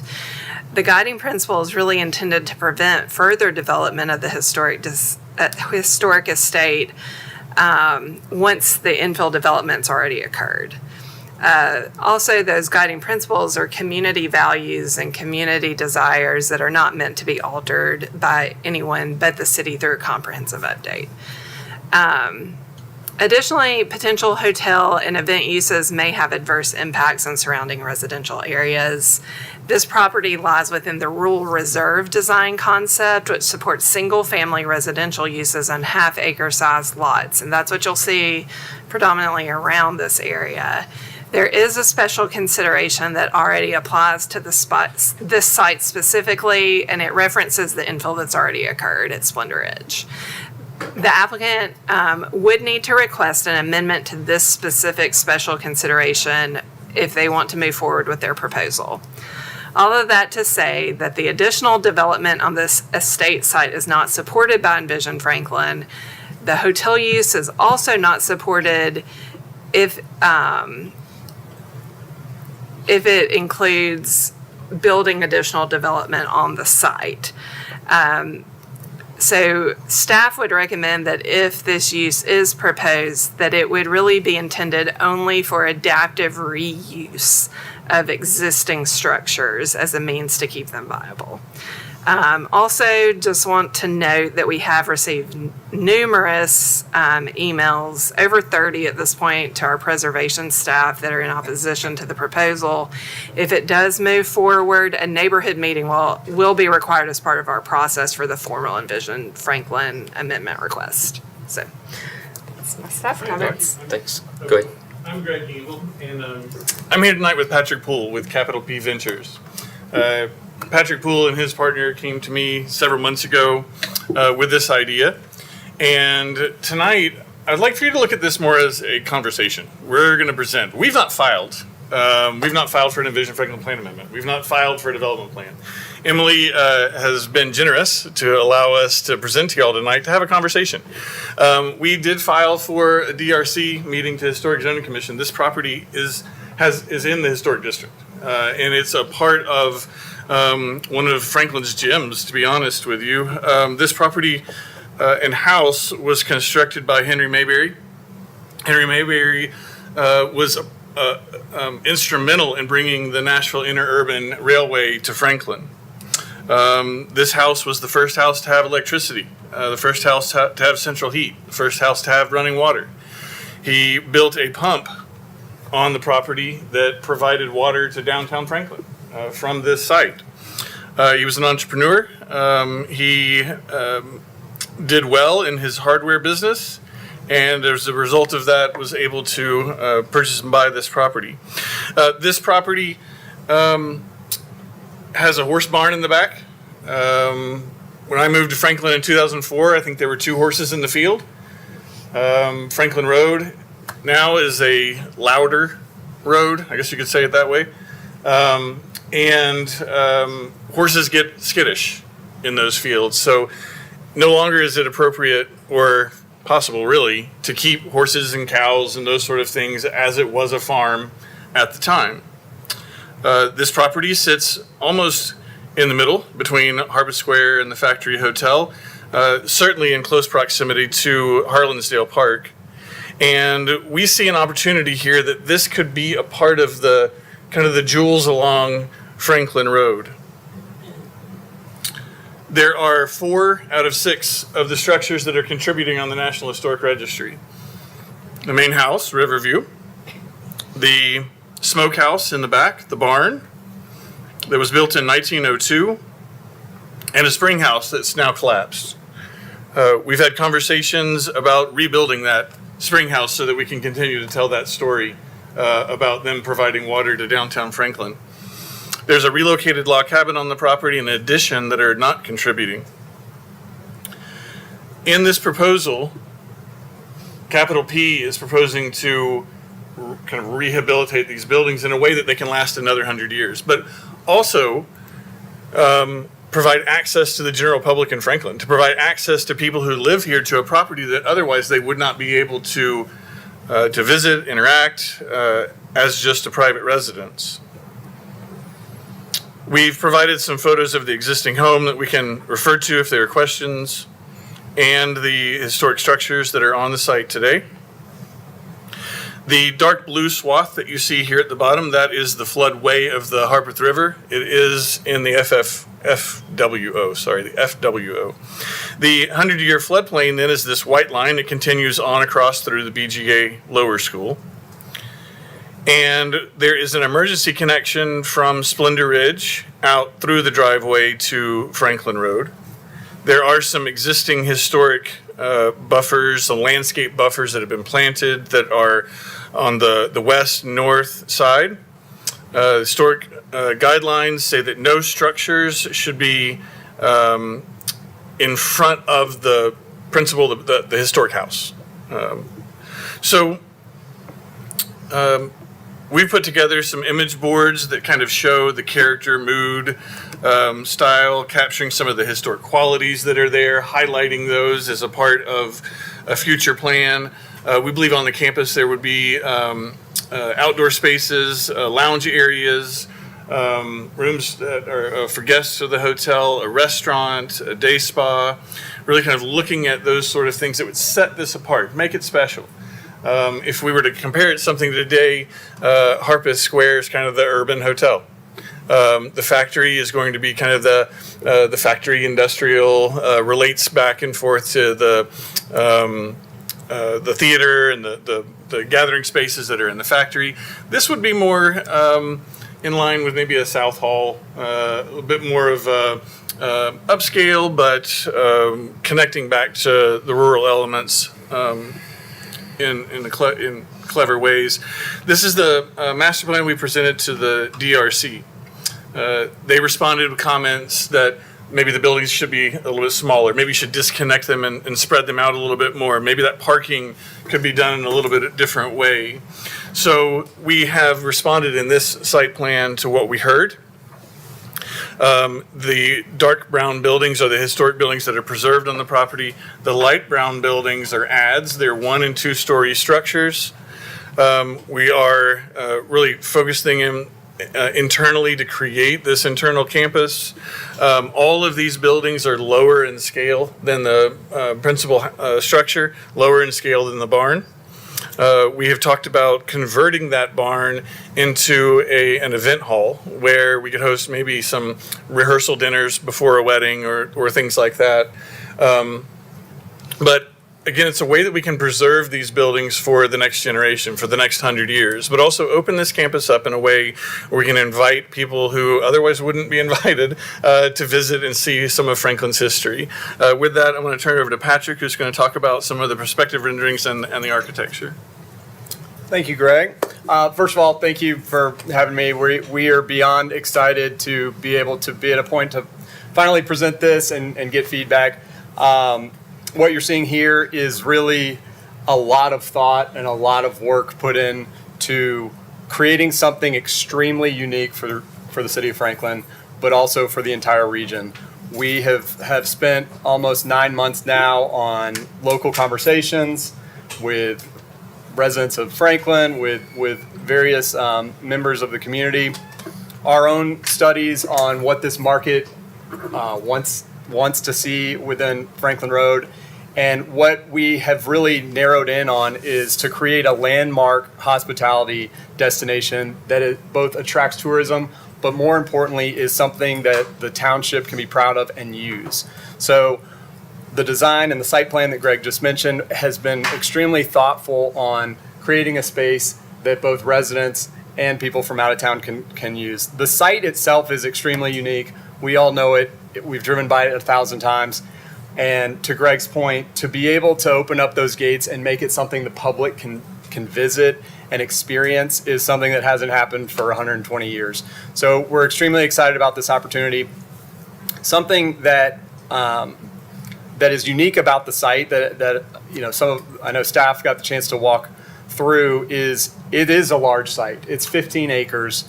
It has some incredible features to it in addition to the amazing history of the historic structures, but how the home sits back from the road, how there's a lot of large green spaces and other areas, the landscaping being extremely mature, but also the grade change that we can work through provides for a really unique opportunity.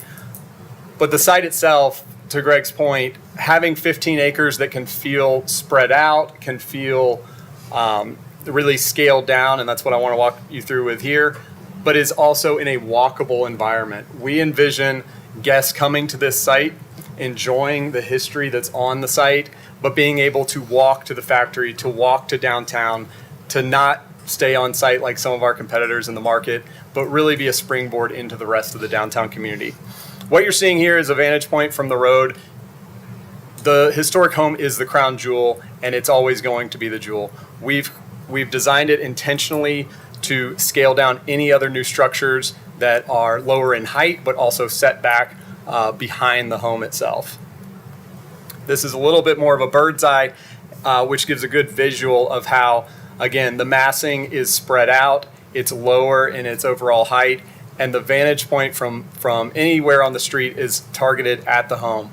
We are obviously early on in the programming and other designs, but our intention is that the front door of the home becomes the front door of the entire campus. We want all guests, local and non, to enter into the home, to learn about its history. That's where the main entry point will be, and the rest of the campus will flow naturally from there. I mentioned a little bit about the grade change. This view is actually from the horse farm as you come down to the Harpeth. You can see some of the grade change there, naturally already buffered by some existing trees and landscaping. We, of course, will improve those as well, but you can see some of the scale compared to the main house. What is really unique about the site itself is there's the natural driveway, which used to be likely pebblestone, was used as both the carriage driveway. The site allows for us to maintain that grade and put all parking away from any of these historic structures, put all parking away from any of the new structures. And our goal as a hospitality developer is always guest experience, and to really feel like this site has been developed for 100 years in this form was to remove all visibility of autos and other cars. So this is a great vantage point of what that driveway would look like when on site, and how you're really only seeing these structures of the barn, the main house, and some of the new structures. The Splendor Ridge community to the rear also benefits from an existing landscaping. We would look to continue to buffer that with further landscaping so that the real only vantage point is the existing barn as it stands today. One comment we did receive, and I also want to be mindful of time so we have the opportunity to get any type of feedback and conversation, but one comment we did receive at DRC was to expand a little bit on how has this been enacted in other historic townships across the country. We had already done a lot of that homework as far as our vision, but we wanted to make sure in our next DRC and other submittals that that's included. So I'm going to flip through these. We don't have to expand on them, but properties such as the Woodstock Inn in Woodstock, Vermont, the Old Edwards Inn, which some of you may have visited before, these are all great examples of historic National Registry properties that have been converted because their use is no longer the primary use it once was, but something that is integral into the township. And so for any of you that have been to Highlands, the Old Edwards Inn really acts as part of the town center and somewhere that the community really utilizes. We look to expand on that and make this one of Franklin's premier destinations. Some other more densified versions are in Savannah. Commodore Perry Estate in Austin was another historic home and estate. They've converted this as well into a boutique hotel with restaurant and spa. Very similar programming to what we are expanding on. What we value about Franklin is its history and its standards, both architecturally and otherwise. Martha's Vineyard is no exception to that. The design team that's been partnering with us on this project has had extensive experience in Martha's Vineyard, Charleston, Savannah, and other historic townships, and we're really utilizing their experience on how to create something that looks like it's always been there. I'll flip through these last two, but the Marabou Inn in Beacon, New York, and the Gasparillo Inn in Boca, another example of a historic registry home that's been expanded into a more modern use. Would you flip back to the last? Yep. So with that, we'd love to open up the conversation. Open up a little bit more to some conversations, but thank you again for having us. All right. Alderman Brown. Yeah. All right, thank you. Can you, actually, is that slide 17? Yeah. Okay. Yes. Okay, great. So this sits in my ward, so a lot of those 30 plus emails I've also received, also sat down with some of the neighbors for a neighborhood meeting. Many of them or a few of them are here tonight. So I'm going to share some of their concerns, of which I share them as well, so that I can represent them as well as my own sort of concerns. So I'll put them in two buckets. I would say that every one of them had the same concern, and then another set of them had a different concern. All of them unanimously did not want an event venue. What's different in this than the Harpeth and or even the Factory Hotel is that this sits within a residential envelope. Factory Hotel does not sit in an envelope of a residential. There's already commercial entities. Same is true with the Harpeth Hotel. This is right in the middle of all residential. This harkens back to the Franklin Grove conversations. We pretty unanimously did not want Franklin Grove to happen as an event venue in the middle of a residential area in much the same way. We've already had one issue at Bicentennial Park with an organization going well past the hours that were allowed from a noise ordinance perspective, which really was troublesome to these exact same neighbors. That was one night. Imagine an every weekend scenario. And so a real concern that I would have, as well as all of them have, in terms of an event venue literally backed up right next to neighborhood houses.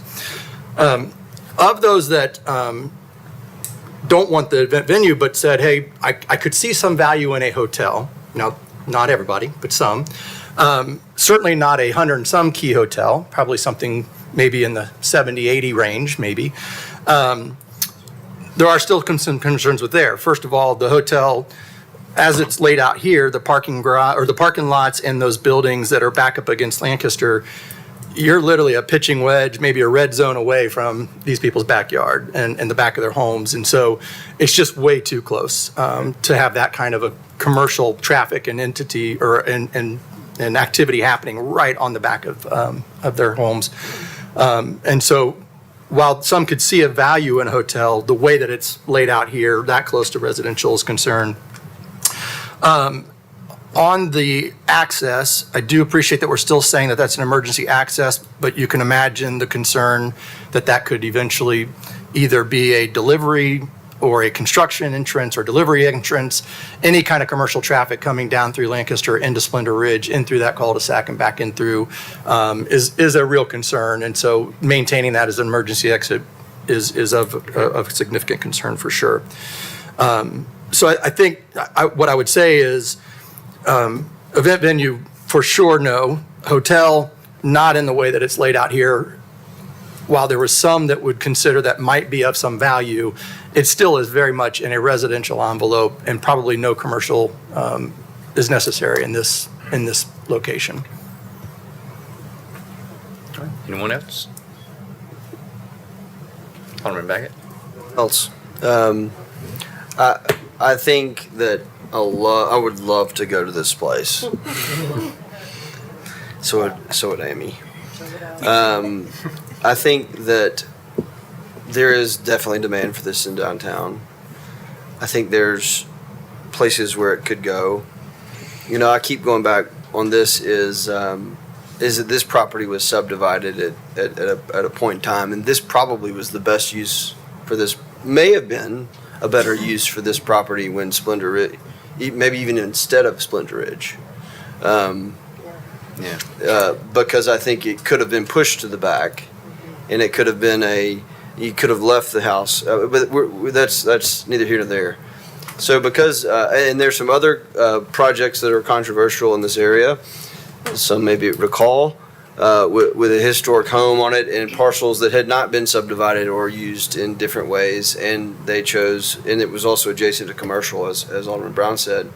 So I think that at face value. Also, you have the floodplain, which, you know, if any of you all know, I'm the most willing to be flexible on the floodplain. The parking, probably in here right now, I'm the most flexible. But I think that on this, you run into the issues can be solved, but you got the parking down there really close to the floodway, and the floodway is just a line on the map.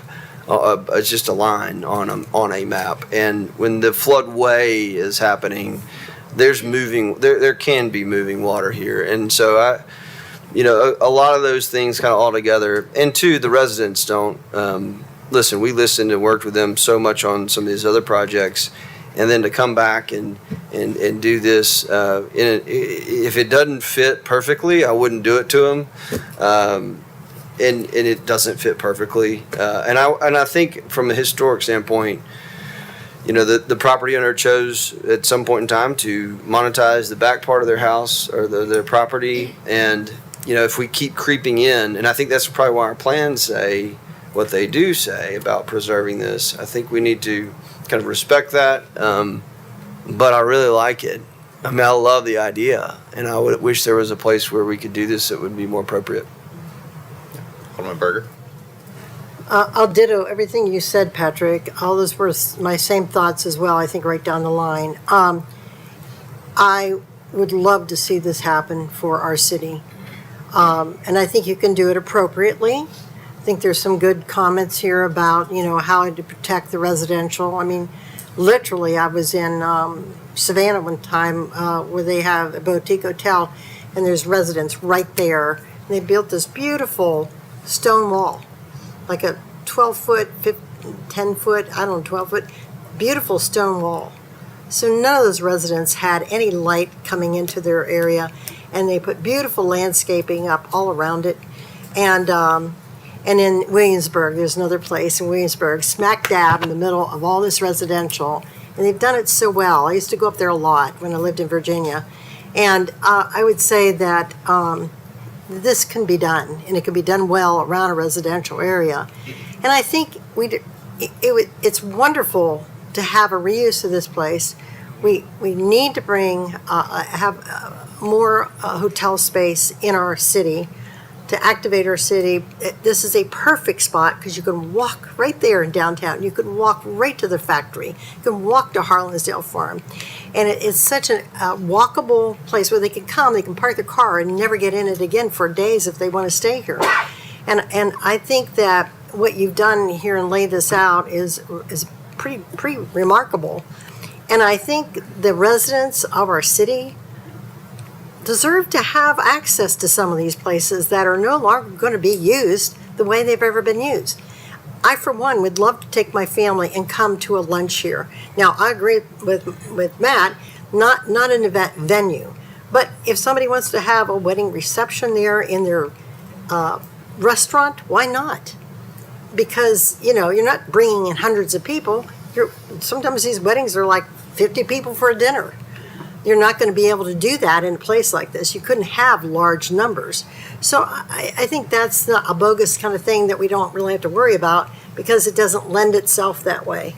But I think there's so many great elements here, and I hope that we'll work with you and that everyone does work with you to get it exactly right with the residents around it, because we do have to be very cognizant of what, they're living there day in and day out. But the property is quite large, and I think it can handle it. Thanks. Mayor Moore? Well, I think the die was cast whenever they developed Splendor. I think Alderman Baggett was reading my notes here, but I think that it is a unique property. But I think this is trying to cram too much on the property, particularly in consideration for the proximity of the Splendor Ridge homes and also the folks that live on Lancaster. I would be, if it's going to have a lot of weddings there, I would be concerned about a lot of the noise that's going to happen. Also, I'd have some concerns about light pollution. It's just too big for what's there. Alderman Caesar? I appreciate the storybook picture you painted because it's an experience I would love to have. However, I think maybe without repeating, the most important principle I would say here is transitional space is important and intentional transition space is important. If I lived at one of these Splendor, I'd love to visit here. I wouldn't want it in my backyard. And I think we have to be conscious of that as we build out next to a residential area. How do you make it a space that doesn't feel like somebody's looking over their wall into an event venue, into a very busy commercial arena when they're in a suburban area? So that would be the only thing I would say is transitional space is crucial in order for this to work. And I think that has probably been echoed, at least in some of the messages I've received. Commissioner Mann? Yeah, I think I like the idea of opening this up to the public, that's something the community can use. I've driven by that a million times and never really stopped to think about that house much because I just knew I didn't have access to it. I think we need more hotels centrally located in Franklin. I do think this is an ideal space for it. To echo y'all's comments, I think I like the kind of the village concept of this, but there's got to be a balance of how much, how big is this village going to be? I hadn't put a whole lot of thought into the event space, but I think all of your points are very well taken. That's, a fairly large barn for events right in somebody's backyard. One of my bigger concerns outside of that is traffic. With two entrances, I think the entrance access point on the south would be for loading, unloading, commercial access. What would that look like trying to turn right and turn left on the Franklin Road when you have the main drive not that far away? I know there's curb cuts there today, but it's just used very differently. So I'd be interested in see what this traffic study says. But I like the idea of exploring this further. But I don't know that this is the answer that we're seeing in front of us, but I certainly like the idea of exploring it further. Commissioner Williams. Yeah, and I think on this, to a lot of points made, density, but density also as an idea of preserving that historic feel. Yes, you can do it with architecture quite easily, but I think there's something to say about the space around those historic homes and the density and like transitional space. And also, I love the idea that's access to all people. It's not exclusionary. At first, when you're kind of lining it out, it's like, oh, is this going to be like so exclusionary where, again, you can't drive in because, you're not allowed there. So I really like that. So yeah, I'd be kind of curious to see how it evolves. And yeah, on the entry traffic study, but then also, to make sure that both of those entries, while one might be primary, they kind of do the justice of the grandeur of the place. Have anyone else for comments? All right, I'll finish up. I like your concept. I think you're definitely on the right track with it. I could support a version of it. I think the massing is a little big. I like the way you've got quite a bit of screening and buffer from Splendor Ridge. I wish there was a way to get that similar amount off the folks from Lancaster. Okay. If you could work towards that, I think that would be good. I'm not so sure a development like this needs a pool. I think guests would be coming there to maybe stay a night and then walk to downtown and take care of business there and maybe come back to the restaurant on site. So you may be able to lose that and make up some difference somewhere else. Okay. I would just say we didn't want to have a neighborhood meeting quite yet. We wanted to have this conversation first. So I appreciate y'all giving us the opportunity to have this discussion. Sounds like you've heard a lot from the neighbors since our DRC meeting. I think our next step would be that neighborhood meeting, maybe several neighborhood meetings. I don't know. But thank you so much for the input and the comments, and we appreciate it. All right. Thank you. All right. Item 7, discussion of potential topics for the 2027 zoning ordinance update. Staff.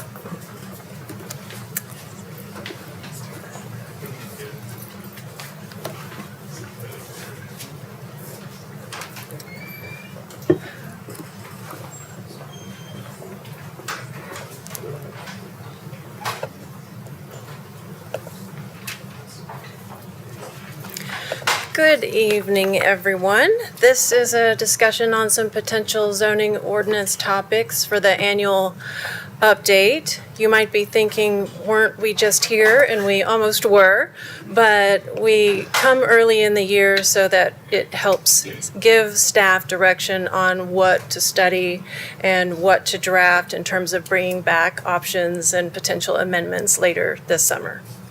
There are 9 items on our list, and so I'll go through each one of those, and then we'll go through them one by one to see if there's consensus on whether or not you'd like us to study this item further. The first one was discussed at the December Joint Conceptual Workshop. It's to allow for small hanging projecting signs for ground floor tenants below the vertical blade signs, which are usually larger on a 2 or more story building. There was consensus at the December Joint Conceptual for staff to go ahead and draft that, so we're sort of planning on that one to bring back. The second is electronic message board signs. An alderman requested that this be on the list for discussion tonight in response to a citizen request from a church who would like the same type of sign that the Williamson County Administrative Complex has. And there's an image of that on the screen. This type of sign isn't permitted in the city of Franklin with our development standards, but Williamson County did pass a resolution to exempt themselves from the sign standards, which they're able to do. These types of signs were discussed at the December 2025 Joint Conceptual as well, and the consensus then was not to change the zoning ordinance to allow these types of signs, but instead look at them in a case-by-case basis. The third is a potential change to the First Avenue zoning district text. This is an alderman request to allow for parking in the floodway for a site that's on Bridge Street that is almost entirely covered by floodway. It's currently a vacant property. The site received a variance to allow for 0 parking spaces, which may be a first, but potential tenants are wanting parking spaces, which are not permitted because currently, aside from public parks, parking lots and parking is not permitted in the floodway. This is part of a unique area following the 2010 flood. There were community studies that were done to allow for more flexibility in these two areas, both Fifth Avenue North and First Avenue, which is shown in the purple color on this map. These areas are our commercial areas that are most impacted by floodplain because they were developed prior to floodplain standards being in existence. It resulted in 2 special zoning districts. One of them is the First Avenue District, which allows for commercial uses and certain areas where development is permitted, but it balances private property rights with commercial properties and balancing public safety and to life and property. The fourth is building types for commercial recreation. These uses fall under the commercial mixed-use building type today, and an example of that is shown on the right. The question here is, should these types of uses have a little more flexibility in the building type standards? Because they could be uses like large hockey rinks or large gymnasiums or laser tag arenas or equestrian uses that are commercial, and they may not have the same type of design approach or intent as what the commercial mixed-use building type has. So that's another question for you all. The next is potential conversions of hotels to multifamily residential. There's been an inquiry on converting a hotel in Cool Springs to multifamily residential, and there are a number of barriers in our zoning ordinance, in the development standards, and potentially Envision Franklin to making that conversion from hotels to multifamily residential. Today, a rezoning and PD development plan would be required to do so, and possibly an Envision Franklin amendment, depending on how much commercial there would be on the first floor.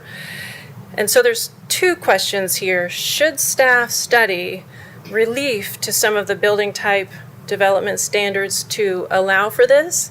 And also, should staff explore a by right allowance for existing hotels to convert to multifamily residential? So 2 things. We'll come back to it. The next 3 are rezonings. These several properties are on Columbia Avenue, just south of the Carter House. 2 of them are city-owned and 1 is owned by Franklin's Charge, but we anticipate that that will be city-owned by the time that this ordinance comes back through. They're part of the future Carter Hill Park, and so this would move the zoning district from central commercial to civic institutional and add the historic preservation overlay to them. The next one is a Hillside Hillcrest overlay rezoning. New conservation areas were added to Envision Franklin last year as part of the UGB change and the annexations in the Goose Creek area. And so the next step here would be to codify those conservation areas that are hillside related into the Hillside Hillcrest Overlay District so that the zoning ordinance and Envision Franklin match up. Lastly is the rezoning of the Scenic Corridor Overlay District. As part of that same update last year, new 100 and 150-foot setbacks were added in Envision Franklin to portions of Paytonsville Road in the Goose Creek area. So this would also align the zoning ordinance SCO with the recommendations in Envision Franklin. So we can go back and look at each one and see if there's consensus for staff to study them, and then open it up if there are other topics that you'd like staff to look at this year. And then, of course, we'll probably bring back other minor topics later this year as we work through the year. So first one, we're planning on bringing this one back unless you tell us otherwise, the ground floor signs. Discussion, anyone? Good? Okay. I think we're good. It makes sense. Next is the electronic message board signs. Go ahead. I brought this forward on behalf of one of the churches in my ward, Limestone on West Main, and I worked with them to figure out they're having challenges with the signage. They wanted to have a sign like the one at the county complex, and so we walked through some of that, and they wanted to find out what the pathway forward for how we would change our rules so that that could be considered. And staff did a great job working with them and discussing. And I said, listen, I'm your alderman. I'll bring it forward and because at the end of the day, that's going to be a conversation by all of us, and we'd have to change the ordinance for the entire city. And so I brought this forward to represent them and get that out here so we can discuss. Any other thoughts, Commissioner Lane? So right now, it is red. Right now, I think they have to ask for modification of standards or to get this electronic sign. I mean, I think it should remain that way. We've had just a robust discussion earlier. I think this could go a number of different ways. I think there is a path forward for the church in those unique situations. I think a blanket change for something like this would be, I think, really difficult and probably not something we'd agree on anyway. So I don't personally think it's something that would be worthwhile studying further. Chair. Go ahead. Mike, and I live right down the street from that church. I agree. The most expedient way would be to do that. Ask for modification of standard for that. Anyone? Anyone? So do we want to hear more information on this, or we leave it the way we have it?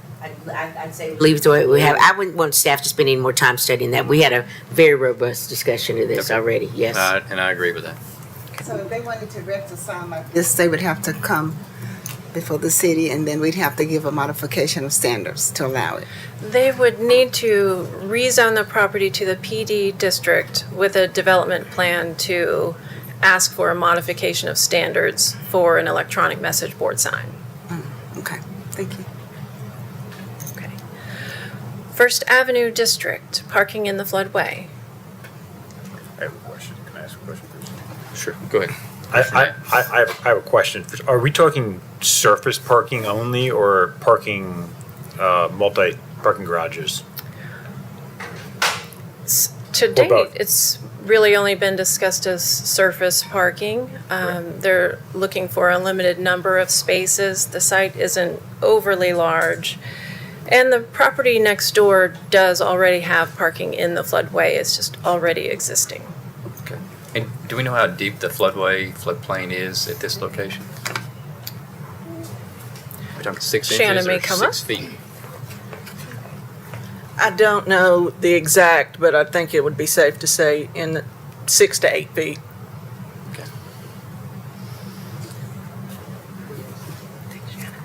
Commissioner Williams? I just think, especially some of those properties, if something like this is needed to get them to have a good use for that, I think it should definitely be looked at. So, Alderman Caesar. Yeah, I appreciate that. I brought this up because these are historic properties and they're completely hamstrung from becoming a commercial use. They could become a car wash, or they could be a car detail shop, which I don't think is the best and highest use of this property in this area because they were that before. So they have the ability to continue to do that, or they could transition into something else. The problem is if you look at these properties becoming something viable in 2026 in America, you need a parking lot. You need a parking lot in reasonable proximity to that place, and there's just not a solution for that. I think if we have a decision before us and staff will look at it.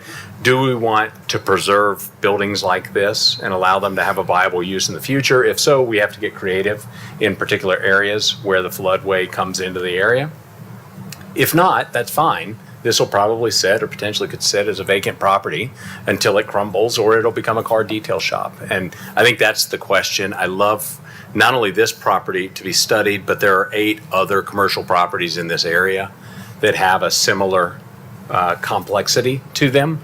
And I think it's something we certainly should look at. I think it's something we should evaluate. I think the real question for us is, do we want to see historic properties like this have a new life or not? The one thing that I would say though, guys, you know, as a lifelong resident here, and you say, well, what does that mean? But I've just seen the cycles here of flooding. It does not take much rain for this to flood. And you could say if you parked here, okay, a good 45 minutes to an hour, depending on, we're talking about the 8 areas, depending on where you are parked, it does not take long to flood. So, you know, we can study this or whatever, but I'm just saying we could set ourselves up or set these businesses up to have a disaster. That's just my concern. And I understand what you're saying, but I just think we're walking a very fine line here. And I would have a very hard time unless, I think that we would have to be so restrictive on the parking here. It would have to be some in and out, you know what I'm saying? It would have to be somebody parking there for 45 minutes to an hour, you know? It would just have to be so restrictive if we did it. So if staff's gonna look at, I have no problem with staff looking at it, but for me to support it, we're gonna have to be very restrictive on it. Commissioner Brown.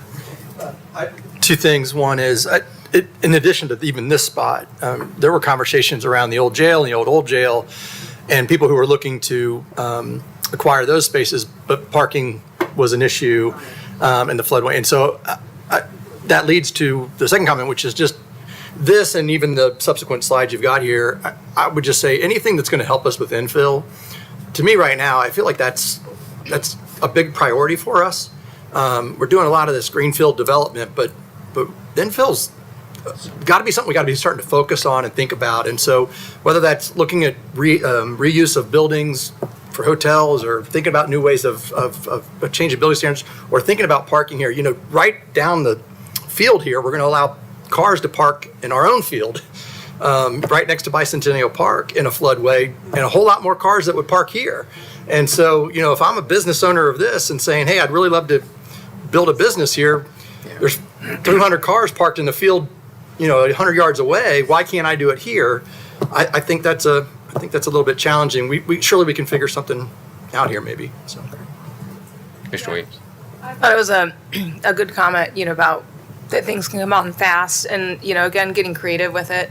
So, you know, maybe it's a time limit, but to have those parks, like if you say, I don't know, pizza place, coffee spot, whatever, in and out, you know, because I think we do have to also consider that preservation of life and then also properties in there too.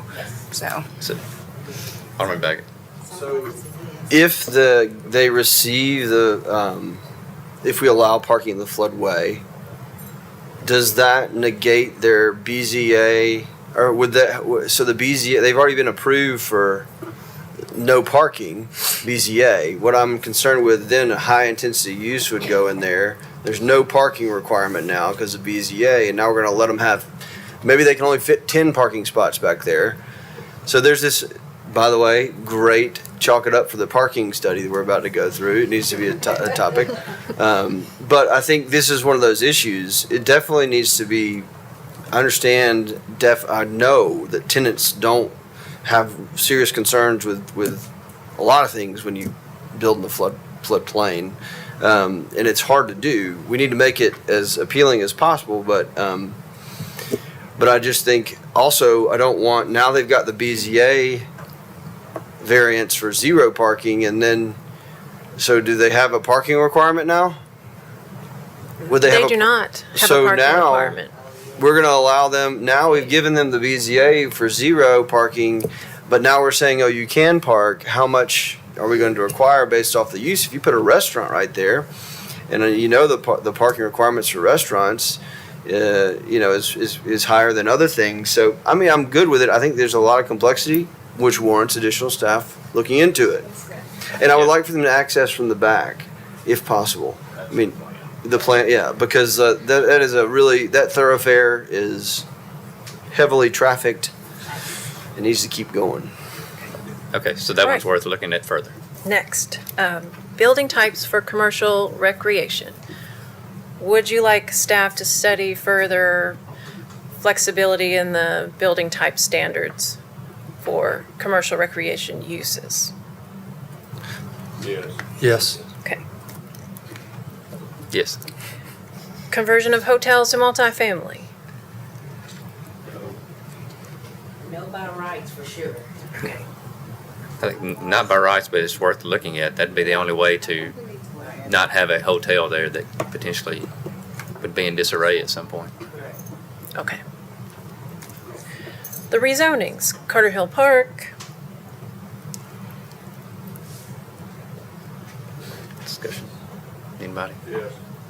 Sounds like The a yes. HHO, Yes. the SCO. Yes. All right. And then, are there any other topics that you would like staff to take a look at this year? It's early in the year, so we're really setting how we proceed for the year when we come back. Go ahead. I would just reiterate if there's, and I don't have a specific, if there's anything that we think that's holding us back from infill opportunities, if there are things that we keep butting our head up against, or that people who are, if there's anything that just continues to be a barrier or a larger lift that may be a barrier to people taking the opportunity to help us with infill projects, that would be something I would love to see us. I'm sorry I don't have a specific example for you, but I just hear that a lot. Alderman Baggett. And when is the parking study going to be complete? I should know that. I'm on the committee. Oh, a year and a half. Okay, well, we need to look at our downtown Franklin parking requirements for uses in buildings. It's come up a number of times. There's a lot of challenges for, and I think that will come through that hopefully, where we look at if you get a permanent easement from another parcel to get that permanent parking on everything outside of Main Street. And that's been a challenge for a lot of folks. So maybe we'll address that. Maybe that's not this year, if that parking study will result in some of those. So, Mayor Moore. New Carter, particularly in those those properties that have been vacant for a long, long time. I think we need to be looking at what our regulations are in that area, because I think there is now potentially some opportunity for redevelopment of both sides of the road. So, I'd agree with that. Yeah. Commissioner Mann. I think it would make sense to take a look at the intersection of Murfreesboro Road and 65 in that corridor. It was brought to my attention recently, and something I hadn't looked into before. But I think right now it allows up to 6 stories, and I think we have a car dealership there, Kroger, some other businesses there that are much smaller. But I think we'd all be probably pretty surprised if we saw a development come up for 6 stories on those same lots. I think we probably ought to look at that corridor and see what the right scale would be. And I will comment on that one, that staff is looking into that particularly.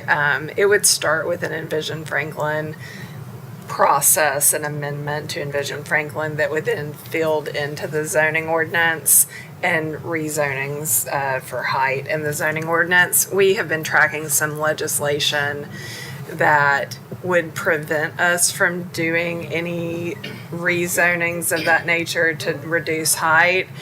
And we just found out this week that they were sent back to subcommittee and are basically dead for the rest of the session, is our understanding. So we feel more comfortable moving forward now, but we've been tracking that for the last 6 to 8 weeks just to make sure we weren't wasting our time on something either.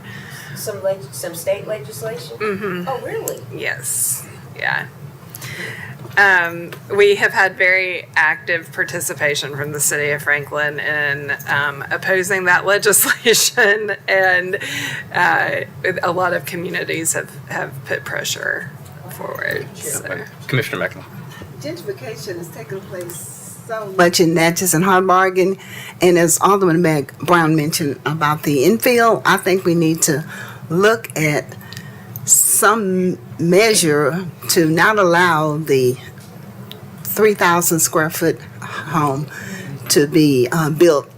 The houses originally would have been 1,200 square feet, and then you look and there's a $3 million home, and it's all over that area. And if we could figure out some way to not allow it to require more funds to a housing commission or something, because we're losing lots of affordable homes, and we're getting these homes that are way beyond the footprint. And I never understood why we were allowed to do that.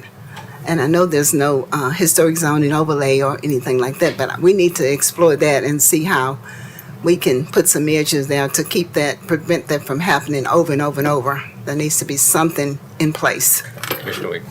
Yeah, I would definitely say that, because especially if you drive around the city of Franklin and you see some of these, they're smaller square footage, people buy and like, hey, I have it the means, I'm going to build myself, exactly what I want. But what it does is you have unique pockets around the city, and they each have a character of building. And when you start to see kind of outliers within these little areas of unique fabric, it kind of reduces the specialness of each of those areas. And it's, definitely in those neighborhoods you mentioned, but it also happens in other areas of the city as well. And then you have, okay, 2 is allowed, maybe most of it's one story, and then is, built to the absolute max. And while the building setback and all of that is correct, the scale of it is entirely different than the fabric around it. Chair, if I might, I want to caution you guys. So the horse is out the barn. The cow has jumped the fence. So I'm going to caution you, please stop. You've already allowed, the city has already allowed that. So I'm not placing the blame on the city. That ship has already sailed. Because as a property owner, and there's several of us, we attended a meeting years ago at First Baptist Church, and Alderman, and I can't think of her name, she's deceased now. Pearl was still alive, and so the city was now, so please don't come with any rules now, because what you will do, for those of us who still own property, you will come now and try to enact some rules on us that we will have to abide by. And I'm 2 houses down from this monstrosity that could be the Taj Mahal, okay? So you'll come now with rules to place it on us that we will have to follow, that other property owners, and there are like 6, 7, or 8, 9 of us around us, and now that I'm coming to want to build, I would have to follow rules that nobody else did. So now your heart's in the right place, and I understand that, but it's a tad late, okay? So, and I understand what you're saying, but looking into it's fine, but you're gonna have, there's some property owners that now we will have a problem with that. So, but I just want you to understand. I understand where you're coming from. I would like that to be looked into. Look at it, please. Yeah, but you're gonna have some. Alderman Brown. Final comment. Prompted this on the infill. Some of these large parking lots, like on Murfreesboro Road, the thought of being able to drop some workforce housing into some of those, some townhomes that were affordable into those, but they've got to be affordable, which means we've got to give a pathway there, turning those into large development districts and creating burdens around frontage and setbacks and parking restrictions and so forth. You look down on some of those parking areas around some of those corporate buildings and so forth, there's plenty of room to put some townhomes in there and do some workforce housing. If we could just find some ways to open up that opportunity, I think we could really do some good, and it'd open some doors. All right. Very good. Meeting adjourned.